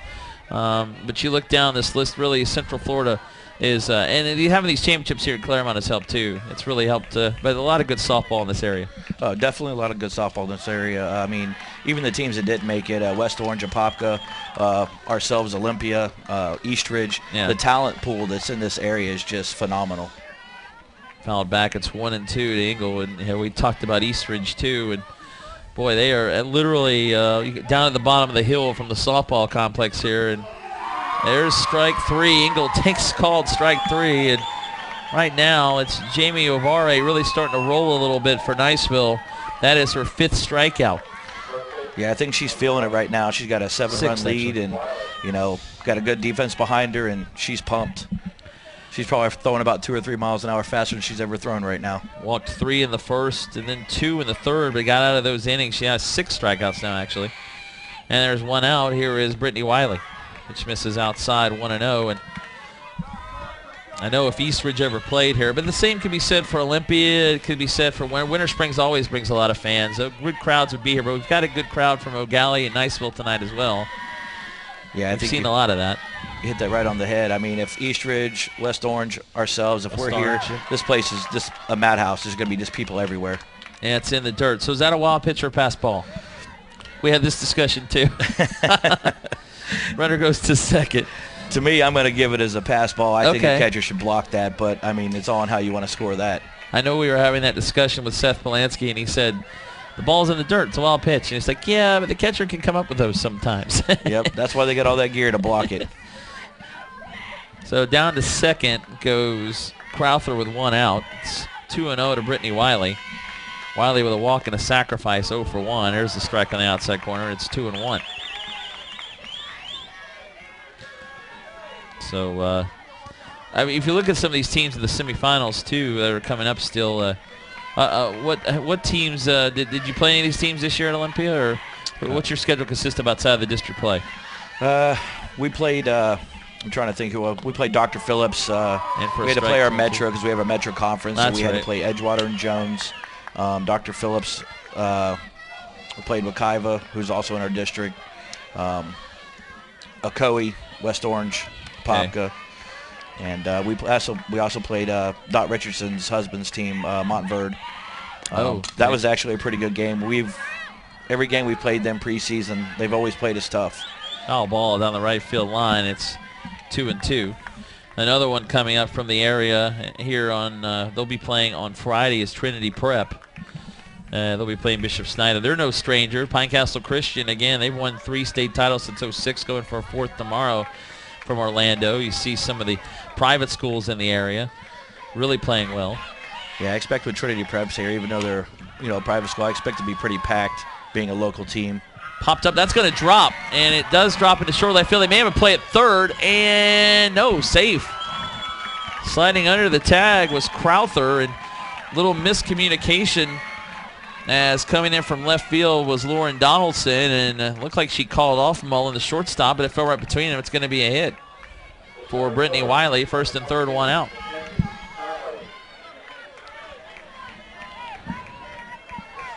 Olympia is a program, I mean, overall great, fantastic sports program there. Yeah, I mean, the football program's great. Volleyball's great. The track and field, they're awesome. I mean, baseball right now, our boys baseball, they're ranked #1 in the nation. They're going into regional finals. They just beat Dr. Phillips last night 2-1. 2-1, yeah. Unfortunately, as Corey Davis and I found out, they don't have lights over there. Yeah, I should have asked you. But I made the mistake of looking at the Orlando Sentinel, and it said 7. So we tried to get over there by 7. Of course, as I said, it was pouring down rain and lightning.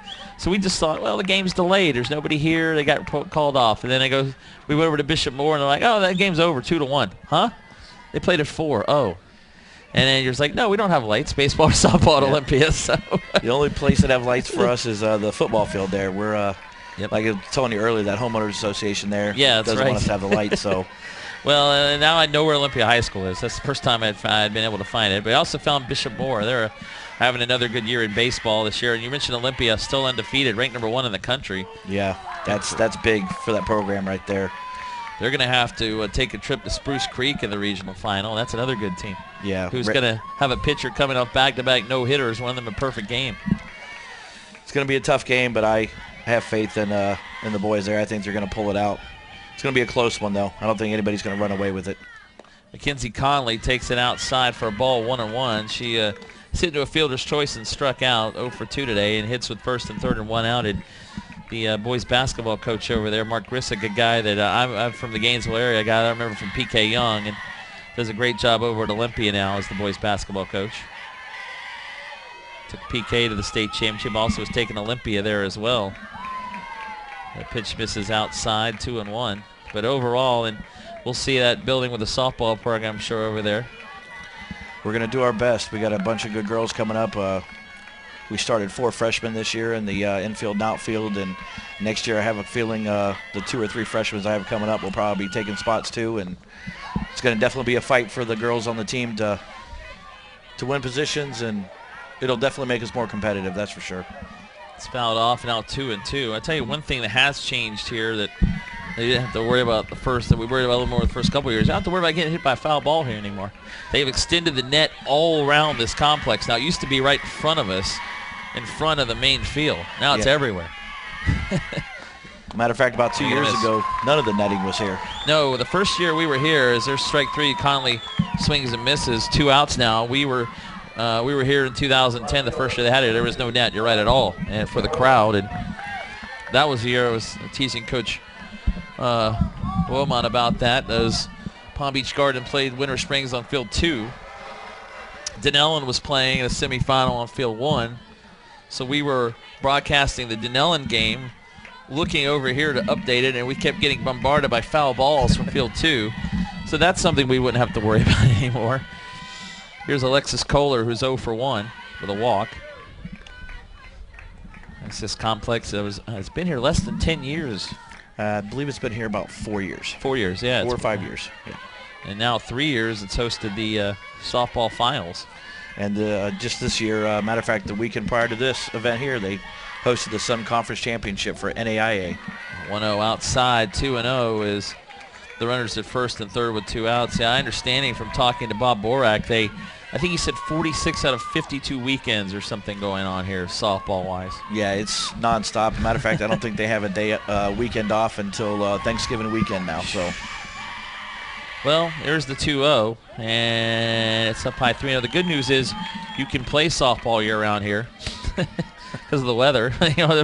So even if you want to play in November, December, January, it gets a little cooler, but you'll be fine for the most part. 3-0 the count. Of course, we've been dodging the rain a lot of this week, including today. But the crew's done a good job, the grounds crew, really, there's a strike 3 and 1 of keeping us as close to being on schedule as we can. Yeah, Kevin does a great job with these fields. I mean, he just works wonders. I know you saw the game we had on Monday night. We had to finish. I believe that was with the Fayette and Union County. Correct. And he went out there and got that field going in about 45 minutes after the rain stopped. And there's ball 4 as Kohler walks for the second time, and now the bases are loaded with 2 outs. Uvari has had some problems with her control. She's walked 6, but she's been able to get out of it for the most part as she's left the bases loaded twice and now faces another bases loaded situation. Maybe that's where she's at her best. Now Michelle Paul is 0 for 2, the right fielder with bat. So a chance to get Eau Gallie back in this game here in the top of the 5th. And hit to second. Nope, was it a line drive? No. Safe.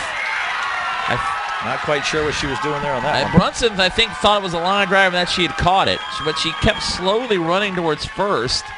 But she didn't get there in time, and Paul gets a single and an RBI. That is a strange play. I think Danny Hensley is going to say that she caught it, but looked to me like it was a trap. I thought it was a one-hopper into her glove, too, but... All you need to do is flip it to first to make sure of it.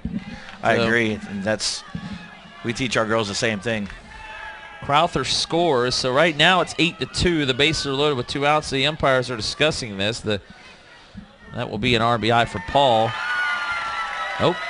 I think they made the right call on that one there. And it looked like it. Of course, we're up here now, but it did look like she short hopped it. But again, the first baseman is standing on the bag. Just flip the ball, and she's out. And you don't have to worry about it. That's right. You don't have to worry about it. So that's a big play. It would have been the 3rd out of the inning. Instead, the inning continues with a run in for the Commodores. And now Katie Dara, the designated player who struck out twice, is going to hit. Dara struck out twice. Bases loaded still with 2 outs. And again, we'll see the infield come in at first and third.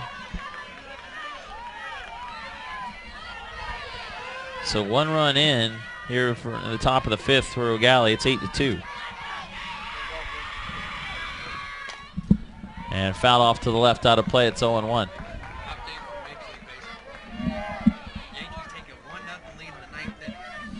No Mariana Rivera.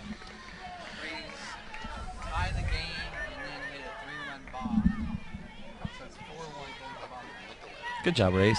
It's 0-1. Well, when you don't have Mariana Rivera, that happens to you now. The Yankees are going to find that out. So the Rays have scored 4 in the top of the 9th against who? Is that Robertson? Hit into the air to center. That's going to get in for a hit. It's going to score at least 1. Am I going to have a play at home here? Yep, cut off. 2-run score. A 2-run single for Katie Dara, and all of a sudden it's 8-4. That shows you with a play like that could really open some things up for Eau Gallie. They looked like the inning was over, and instead Wiley and Kohler score to make it 8-4. Yeah, you give Eau Gallie an extra out in an inning, and they can make you pay for it. So now they've cut the lead in half here in the top of the 5th. And now you'll see the number 9 hitter Sid Masso hit with 2 outs and runners at first and second. They're actually going to give an error on that play earlier to Brunson. So no RBI for Paul, and that makes sense, obviously. It's kind of hard to give someone a hit on a play like that. Well, really, I don't see how you can give them an error. She didn't really boot the ball. She just didn't make the play. The girl beat it out. That is true. That's what Seth just said, a mental error. Yeah, I mean, you can't put mental errors up there. That's right.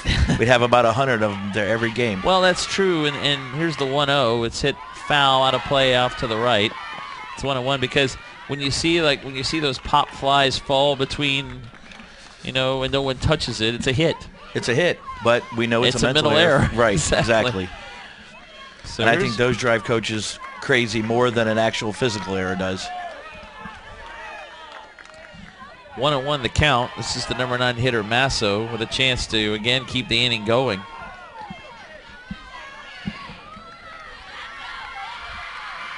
(1-1). A little bit outside, 2-1. We've had 8 hitters come to the plate in the inning, and Eau Gallie scored 3 runs.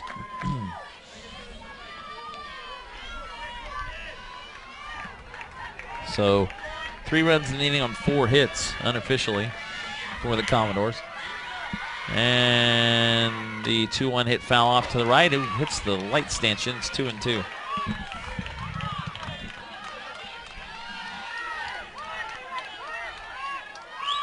For 5-1 for Eau Gallie. 4-4-1 it says on the scoreboard. 8-9-2 for Niceville.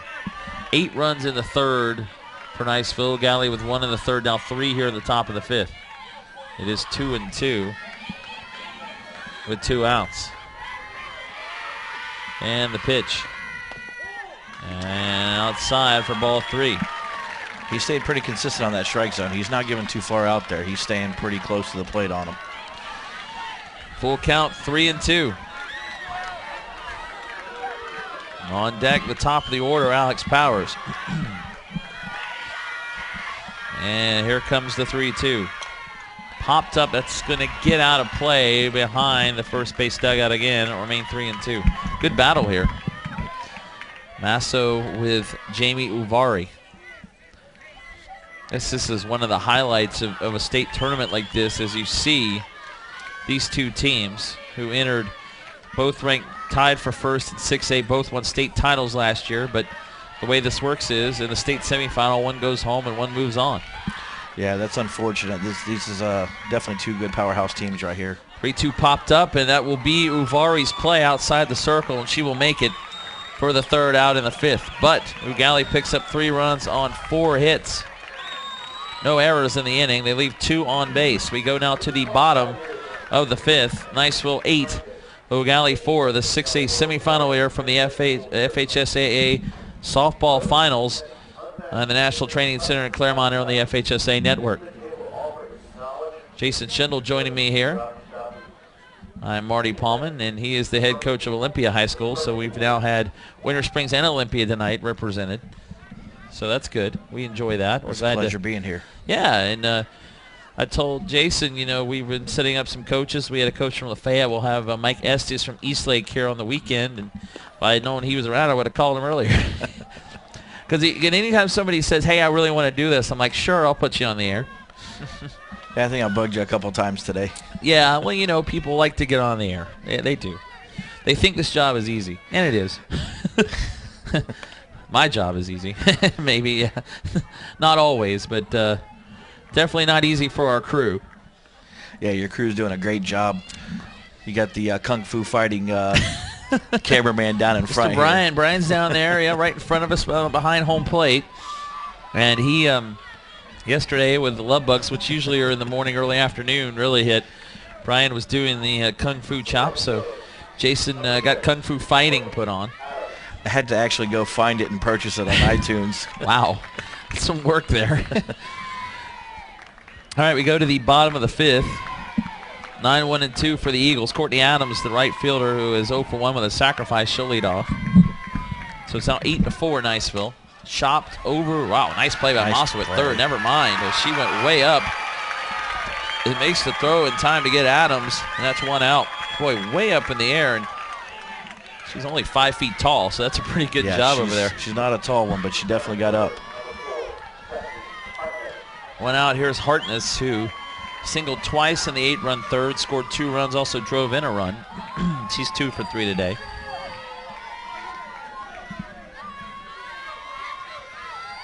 That was one of the players, Amanda Thomas from East Ridge, coming out here watching a couple of her friends from Eau Gallie. Right back to the circle. LaFawn makes the play on the 1st, and quickly 2 outs in the 5th. Boy, if you get a 1-2-3 inning here, suddenly Eau Gallie's really got some momentum, and still 2 at-bats to cut into this 4-run deficit. Coming up to the top of their order there? They are now the number for Eau Gallie. Eau Gallie, yeah, I think they're coming to the top of their order again. Yes, they'll have 1, 2, 3 up in the 6th. Powers, Crowther, and Engel. This is the number 2 hitter, Diekman, for Niceville. She's been hit by a pitch twice. She's also single, driven into, and scored a run. And there's a line drive and a left field base hit. So Diekman with a 2-out single. And that'll keep the inning alive for Niceville. That's hit number 10 for the Eagles. Diekman is now 2 for 2.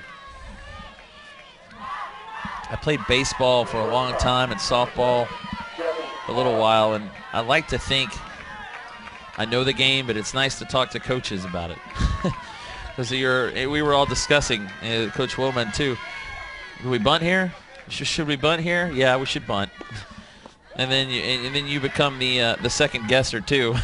And you know, even when you think you're supposed to do something, you know you're supposed to do something. If it doesn't pan out the way it's supposed to, you still always second guess yourself. Should I let her swing away? Should I have bunted here? Yeah, you never know unless the girls execute perfectly. Well, and this is the thing too, is Here's Jessie Mullen at the plate. She singled, walked into a fielder's choice, scored a run. It's 2-0. And that's in the inside corner for a strike, 2-1. And I know I'm wearing a Gator shirt. And I know our producer Keith doesn't care for that, but Sorry, go Gators.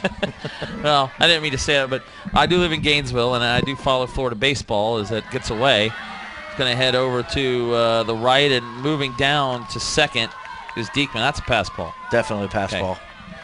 And you see this too. You don't see as much in Major League Baseball because you're not going to ask Prince Fielder to bunt. You're not going to ask Albert Pujols to bunt. But I've seen this too with Florida. Mike Zunino, and I've seen this with Tucker. These guys will bunt. And the coach doesn't take the whole Billy Bean atmosphere of I don't want to waste outs or it bunts or there's ball 4. These guys are moving the guys along. They're power hitters who they ask them to bunt, they bunt. But that doesn't, when you get into Major League Baseball, you see it in softball too, anyone can bunt. Well, it is definitely a dying art, that's for sure. That's true. It's something you really got to work on, and if your girls aren't working on it or your guys aren't doing it on a daily basis, it's definitely truly a dying art. And I truly believe even in some softball teams it's dying off. So here's Uvari. The runners are at first and second with 2 outs after the walk to Diekman. There's a strike to Jessica Uvari. It's 0-1. Uvari 1 for 3 with an RBI single in the third. So Niceville trying to get a 2-out rally going. 0-1. Boy, trying to bring it back for a strike. As you saw there was Rachel Engel, but it's called a ball 1-on-1.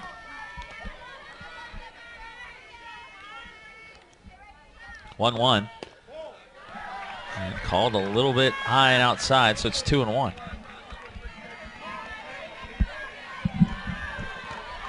The strike zone is sometimes it's tougher to see than others. The 2-1 is chopped to short. It's bobbled. Going to be a tough play. Oh, they got her. Nice play by the shortstop, staying with it on that. I thought Uvari may have beaten it, and my apologies. As a good play made by Powers. She stayed with it, made the throw over to first in time to get Jessica Uvari. And Niceville will leave 2 on here in the 5th. It's get really dark in here. No runs. Just lost the light somewhere. 1 hit, no errors, a walk, 2 left on base. We go now to the 6th inning, and it's 8-4 Niceville leading Eau Gallie in our 6A semifinal here on the FHSAA network.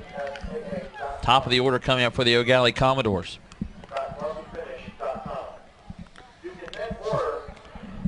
It's approaching 10:30 now. Yeah, I think so. So another long day. Although this afternoon we were, more than anything, we're moving games to other fields, it seemed like. Yeah, I think we never made it out of the bottom of the 1st inning. We had to move over to field 3. For the first 2 games. Yeah, first 2 games. Now that was the joke I was making for the 3rd game. I was going to come on the air and say, welcome to the coverage of the top of the 1st inning of tonight's softball game. Welcome to the 1st inning.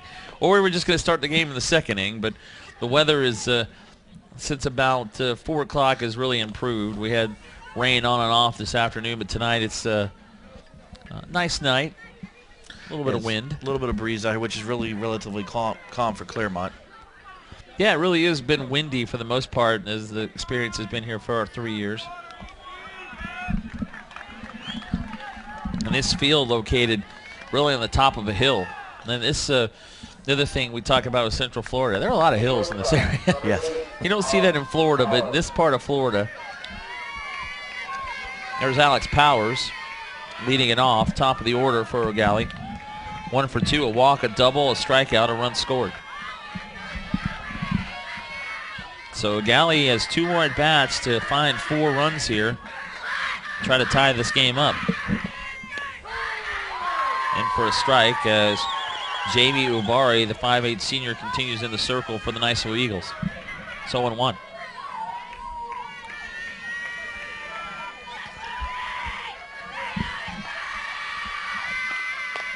Oh, 1 hit down the left field line, out of play. And it's 0-2.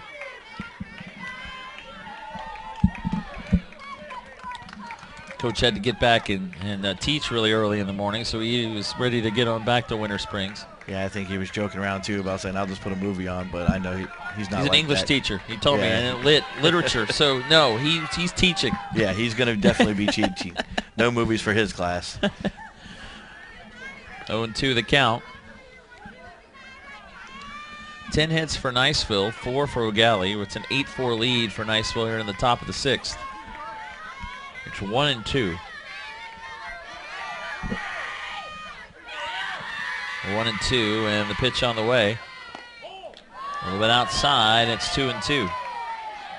Seems like a pretty good angle we're looking at there from the right field camera of the strike zone. Yeah, he's been pretty consistent. He hasn't ventured too far out and stayed pretty close to being on top of the plate. So they don't have a lot to work with, it looks like. Popped way up in the air into right field. Now having to come in is the right fielder for Niceville. Good job out there. As staying with it is Courtney Adams for out number 1. That ball may have got caught a little bit in that wind, but she was able to come on and make the play. So 1 out, and here is Autumn Crowther. Crowther has sacrificed, reached on an error and singled, 1 for 2.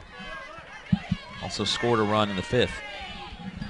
The big hit in this game, the grand slam by Kaylin Davis back in the 3rd inning, as Niceville scored all 8 of their runs in the 3rd. Yeah, that was a shot. I don't think it made it over top of the scaffolding height-wise. There's a chance for a throw at first, but not in time. Adams' throw gets away, and it's a single for Crowther's 2nd hit of the game.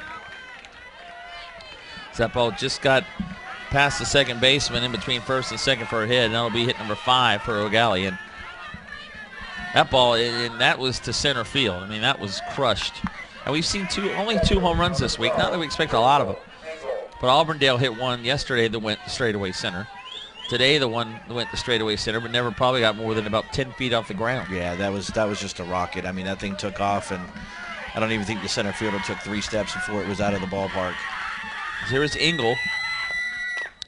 Engel chops it foul over to the third base side. It's 0-1. Engel has walked twice and struck out looking.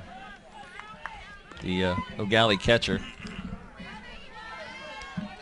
The Rays win. Okay, I'm fine with that. Corey's a Yankees fan, so. Mentioned earlier the Miami Heat finished off the Knicks tonight in 5 games. Hit slowly to short. This could be 2. Nope, they're only going to get the out at second. Hit too slowly to get the out at first as Engel was running down the first base line. Mullen flips it to Brunson, so the fielder's choice 6-4. And Crowther is out, so 2 outs and Engel at first. That'll bring up Brittany Wiley, who has walked, sacrificed, singled, and scored a run. She's also 1 for 2. Yeah, they need to string a couple base hits together here to get something going. Starting to get down to their last 4 outs of the game here.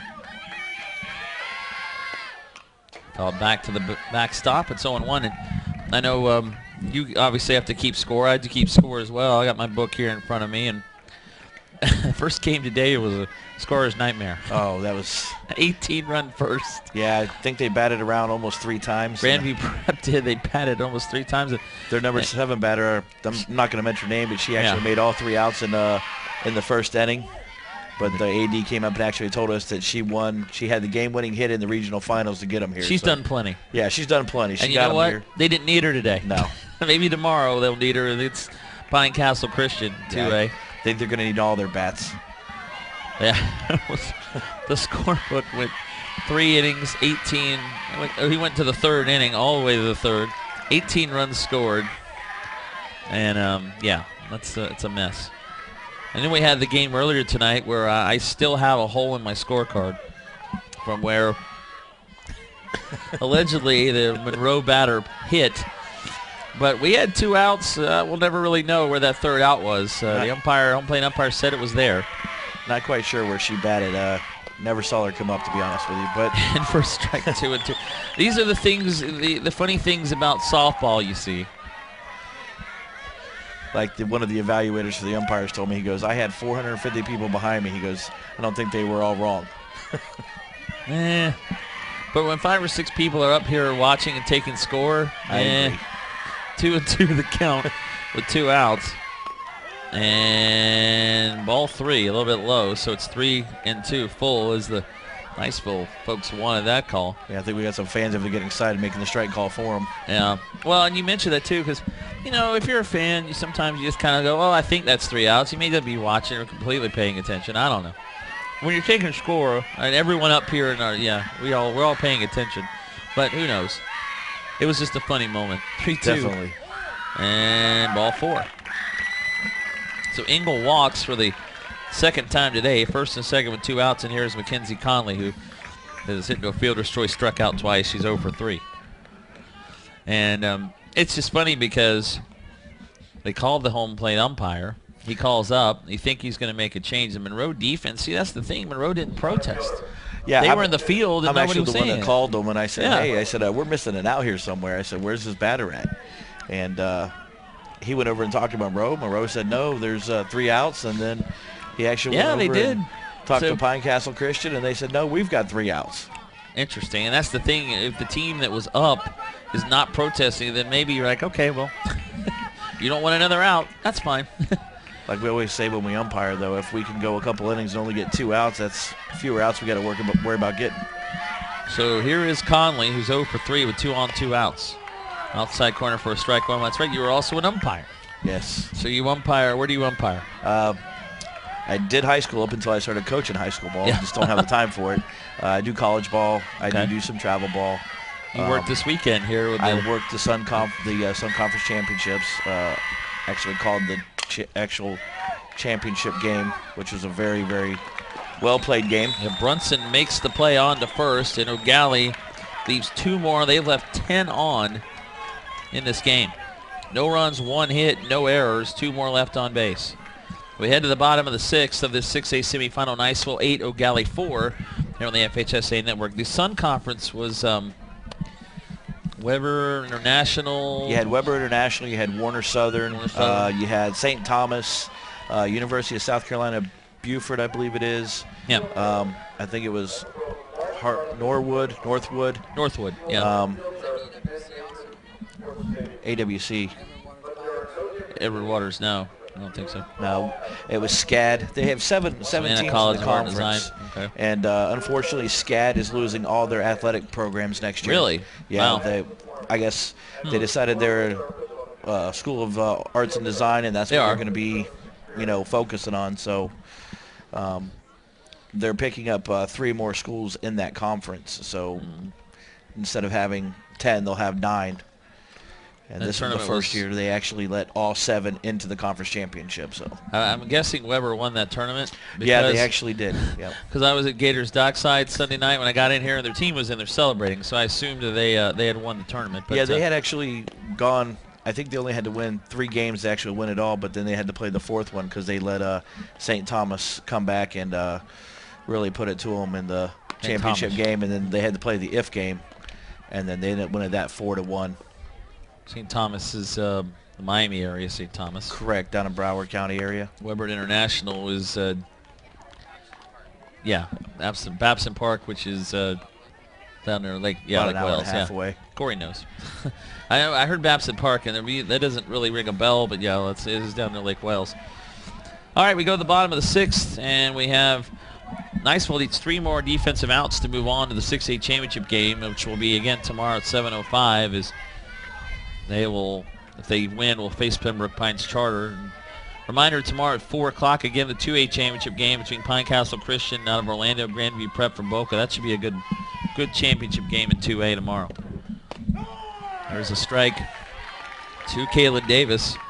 So on 1, Davis, a single, a grand slam, run scored. She's 2 for 3 with 4 RBIs. Now the scoreboard says it's 8-8. That's interesting. Bouncing back to the screen, and it's 0-2. Well, Gallie just got 4 runs somehow. It's actually 8-4. You're not sure what's going on there. I may have to step in there and adjust that. We have many jobs here. It's 8-4. That's correct. We have the score correct here on our score bug at the top of the screen. Now it's 9-8 a Gallie. Hit the second. I guess they got another out run. they're getting a run added to their scorecard there. Ground ball to Crowther, and she throws out Davis 4-3. Went out the 6th. You're here all week, right? I'm here all week. What will you, any game you're looking forward to seeing when you look ahead besides the game we've had tonight? Probably the Trinity Prep game. Yeah. Yeah. We have 3 crews from our umpiring association that'll be here, so those games will be interesting anyway, just to see how the guys and gals work. And I know I've been able to, just from being around here, listen to some of the evaluations, which make me laugh at times. But it's a serious evaluation of these umpires who are out here. I mean, you've got to be just like, if you're an NCAA and you work the Final Four or the national championship game or the Super Bowl. It's a serious thing, and these are big games, and these are the best crews out here. Yeah, definitely. They're the best crews from their areas, and it's not taken lightly by anybody in the umpiring community. I mean, these girls work hard to get here, and you want to give them their best every time they're here. Every pitch, you want to give them 110%. So 1-2 the count. Now it says 8-5, but it's actually 8-4. Yeah, we're getting there. We're getting there. And a swing and a miss. Strike 3 as Brunson strikes out. She is now 1 for 4 and 2 outs here in the 6th. And now Lauren Donaldson, who's hit into a fielder's choice twice. She's 1 for 3 with a single and a run scored. I may have to go in there and fix that for him. So 2 out, nobody on, and Donaldson again, the left fielder, number 7 hitter, batting. Now it's 8-1. Yeah, it's that 5th inning bulb out there. Yeah, that one doesn't work, I noticed. What? Oh, nice play. Well, we're over, and 1-2-3 as Donaldson hits it right back to the circle, and LaFawn knocks it down and throws out Donaldson for a 1-2-3 inning. We go to the 7th. Niceville needs 3 outs to move into the state championship game. They lead Eau Gallie 8-4, and now it's right on the scoreboard. There we go. Good job, man. Here on the FHSAA network, 8-4, Niceville leading it here from the National Training Center in Clermont. Jason Schindel joining me here, the head coach of Olympia High School. Marty Palmer with you. Tomorrow, Kelly Neff will bring the 4:05 game to you with Coach Mark Holman from Winter Springs. He'll be back tomorrow. And also I'll be with him tomorrow night for the 6A championship game at 7 o'clock. Kelly works PA for Trinity Prep. I don't know if you've met Kelly before he came this week, but he does some of our games, and he lives over in Winter Park area. I have not had the pleasure of meeting him. He'll be back tomorrow. He's looking forward to seeing Trinity Prep as well, because he works all that games for them living in that area. Might have to get him to bring a few more microphones. We'll just have a big announcement. Well, hey, I don't know if the guys have 3 or 4 mics. We'll set it up. I was thinking that earlier with the coaches. Maybe we'll bring everybody out here tomorrow. I don't have any problem with a 3-man crew, especially when I've got coaches going. All right, so Niceville needs 3 outs, and they will move on to play tomorrow night. Eau Gallie needs 4 to tie. 6, 7, and 8 as Alexis Kohler will lead it off. The left fielder has walked twice, flown to left. She's 0 for 1 with a run scored. And now we'll see if Jamie Ovare can finish off the Eau Gallie Commodores. That's outside for a ball, 1-0. Niceville last year, their first state softball title, as it was for Eau Gallie, but they were part of that torrential wind and rainstorm on Saturday, the last game. In the first inning, it's Bartow. And the game got moved, as we have live this week, to field 3. There's a strike 1-1, and Seth Polanski brings us up too. When the game was being played here on the main field, the wind was blowing out. They moved it over, the wind was blowing in. Yeah, Bartow had like 2 or 3 of the warning track that stayed in, and Niceville won the game 2-1. So definitely had a little bit of luck on their side, but they definitely deserved it as they beat a good Bartow team. And Bartow is back again this year in 7A, and that's a team, 7 state championships, a program that is just perennially here. Yeah, and they bring a big crowd. They're going to come in and they're going to try and dominate this tournament again, and they actually have the team to do it.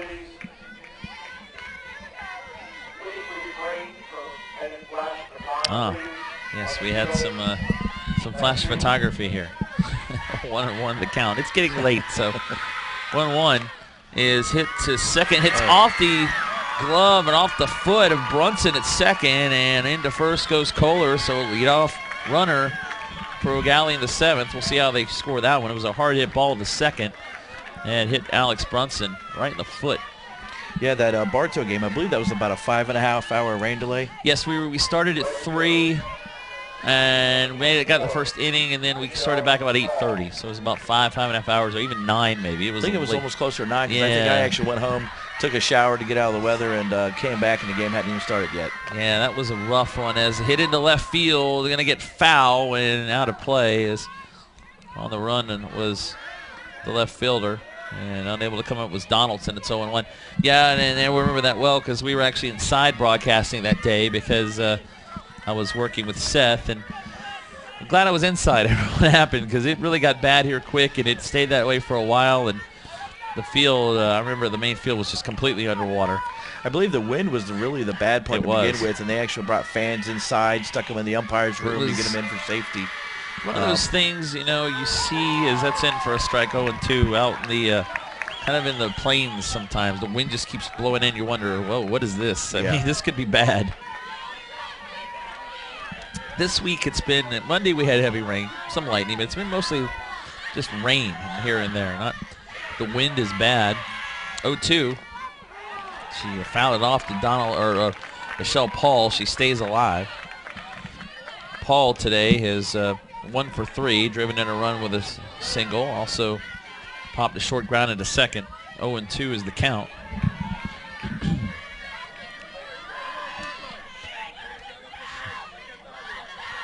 She's listed at 5 feet tall.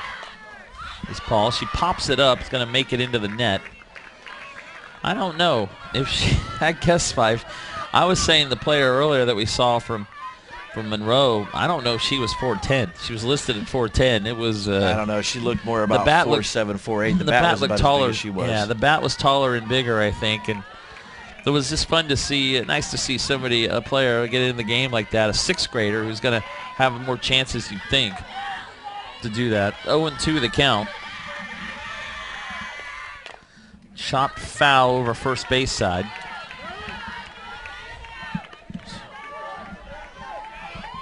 Time is it? 10 to 11. 10 to 11. Well, tomorrow, guys, we are not back here until about 3 or 3:30. That's all I got to say. It's 0-2. 2 games tomorrow. For the first time this week, we'll have a 2-game day. 0-2 is popped up. That's going to get into the net. There ain't 0-2. We're supposed to on Tuesday. We had a game Monday night, moved to Tuesday morning. And that was our 5A semifinal game. Remains 0-2. I think last night it was past 10:30 before everything wrapped up with that delay in the 5A championship game. I was on my excursion to find regional baseball semis, which I finally found at Bishop Moore. Ooh. Fouled back to the screen, still 0-2. A lot of good baseball going on in this area, too. We talked about that earlier. Got to be proud of Olympia. They've never won state baseball, have they? Have they? No, I don't think they have. They've been close, I know, I believe, but that's a big win over their rival, Dr. Phillips, yesterday, 2-1. Yeah, that was huge, especially the way you were telling me they won it. That was. And it's outside, 1-2. They're making Uvari work here. Nobody out, the runner at first. Now, if you get a couple more on, you can get back to the top of the order. And then we're talking Eau Gallie making a comeback here, possibly down 4 runs. Here's the 1-2. Pop foul, again back to the screen. She's having a great at-bat right here. Michelle Paul is battling against Uvari. Mentioned both these teams 28-2 coming in. It's hard to find. I don't think we have any teams that are undefeated. It's tough. You don't see a lot of it. That's why Olympia's baseball team, that's quite a story, making to this part of the year undefeated. So we'll have another 1-2 pitch on the way. To Paul. Popped up again. That's going to make the net. Oh, man. Ooh. And then it almost took somebody out. It's the back part of the net and bounces into the open part, which was opened up for the Bright House crew. 1-2, still the count. I don't see any teams in this that haven't lost one this year. These two, I think, have the least amount of losses with 2, Eau Gallie and Niceville. 1-2 again. It's chopped to second. This could be 2. Brunson to second for 1 on to first. It's close. She's safe. Good speed by Michelle Paul. She beats the throw to first. The fielder's choice 4-6 as Brunson flipped it to Mullen. Really a good throw. It was a bang-bang play, but just too much speed at first. So 1 out. Kohler is out. Paul's at first with 1 out. There's Katie Dara, who singled in 2 in the 5th inning, struck out twice as well. So 2 more outs for Niceville, and they're moving on. Looks like she's crowding up on the plate there to take away some of that outside from her. And it's a ball outside, 1-0. Eau Gallie had a run in the 3rd, and then 3 in the 5th. Niceville again with all 8 of their runs coming in the 3rd inning, and that has been enough so far for the Eagles, who have out-hit Eau Gallie 10-6. There's the 1-0.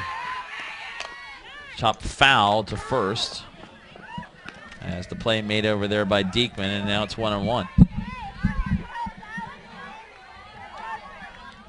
But the good news about being here so late, as I like to say, is, well, at least I'm not sweating to death. It's definitely nicer being out here at night and doing some softball, I gotta say. I'm betting it's probably about a 20-degree temperature change.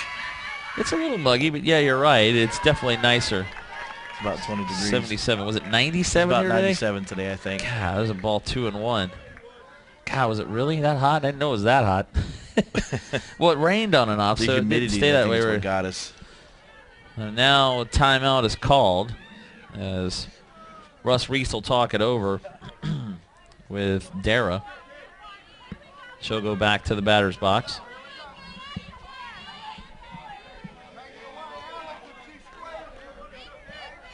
Yeah, I said it was a high of 85, and the real feel was about 95. Yeah, well, you're right. It was humid, and then when it rained, it got even more humid. And 2-1 the count. In at first and third again. And Darrow will hit one into right field, and that is going to be caught, and a chance for a double play to end it, not in time. Good throw to first, and Adams almost doubled off the runner, Paul, but she got back in time. She may have hurt herself. Yeah, right. She's down at first base, but a nice running catch out there by Adams, and now there were 2 outs. As Paul sliding back into first, and they may have slid in too hard. And she's talking over the first base coach. There were 2 outs. Is there a hand maybe we're looking at? Maybe guy's finger Right hand, dislocated maybe. there, jammed up. Well, Sid Masso is the last hope for Eau Gallie. She's 0 for 3 today. She's trying to keep this game alive with 2 outs in the top of the 7th. And now Niceville will meet in the circle. And we'll check out Michelle Paul over at first. Looks like she will just walk it off a little bit. Don't see him dusting first base very often. See it at home plate a lot, but I think he was doing that to give her a little bit more time. That's Yeah. usually the protocol there. and she gets a nice hand from the crowd. It's been a good crowd tonight, even though we were supposed to start at 7. We started a little bit after 8:30, almost 8:45, but the Eau Gallie crowd, Melbourne, not far away, and a good crowd from the Panhandle in Niceville, too, all the way over by Pensacola. They traveled over here for this as well. And now the Niceville fans are cheering as they are 1 out away. They're on their feet. And it gets away for ball 1, 1-0, as Jessica Ubare will come up with it. 1-0 with a runner over at first and 2 outs.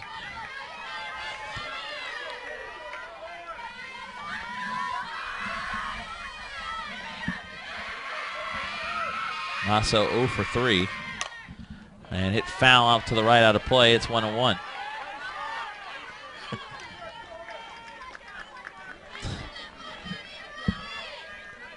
Looks like we had to run for the ball down there. Remember growing up when we played Little League, you get a foul ball, take it back in such a stand, get your little suicide drinks. The suicide, yeah, that's right. There's a ball foul over down the right field line, and now it's 1-2, and one more strike needed for Niceville. Yeah, it was the suicide drink. You take it to the concession stand. Yep. Then the players would everyone, you'd be done with your game, and you just run for every foul ball. You just try to outrun everybody. You don't know if they make the suicides anymore. I guess you can make it yourself. Yeah, you can make it yourself. I don't know if I drink them anymore, though. That's a lot of sugar. I don't know how he did that at that age. It's Coke. It was Coke, orange, Mountain Dr. Dew, Pepper, Mountain Dew. Yeah, it was just a little of everything.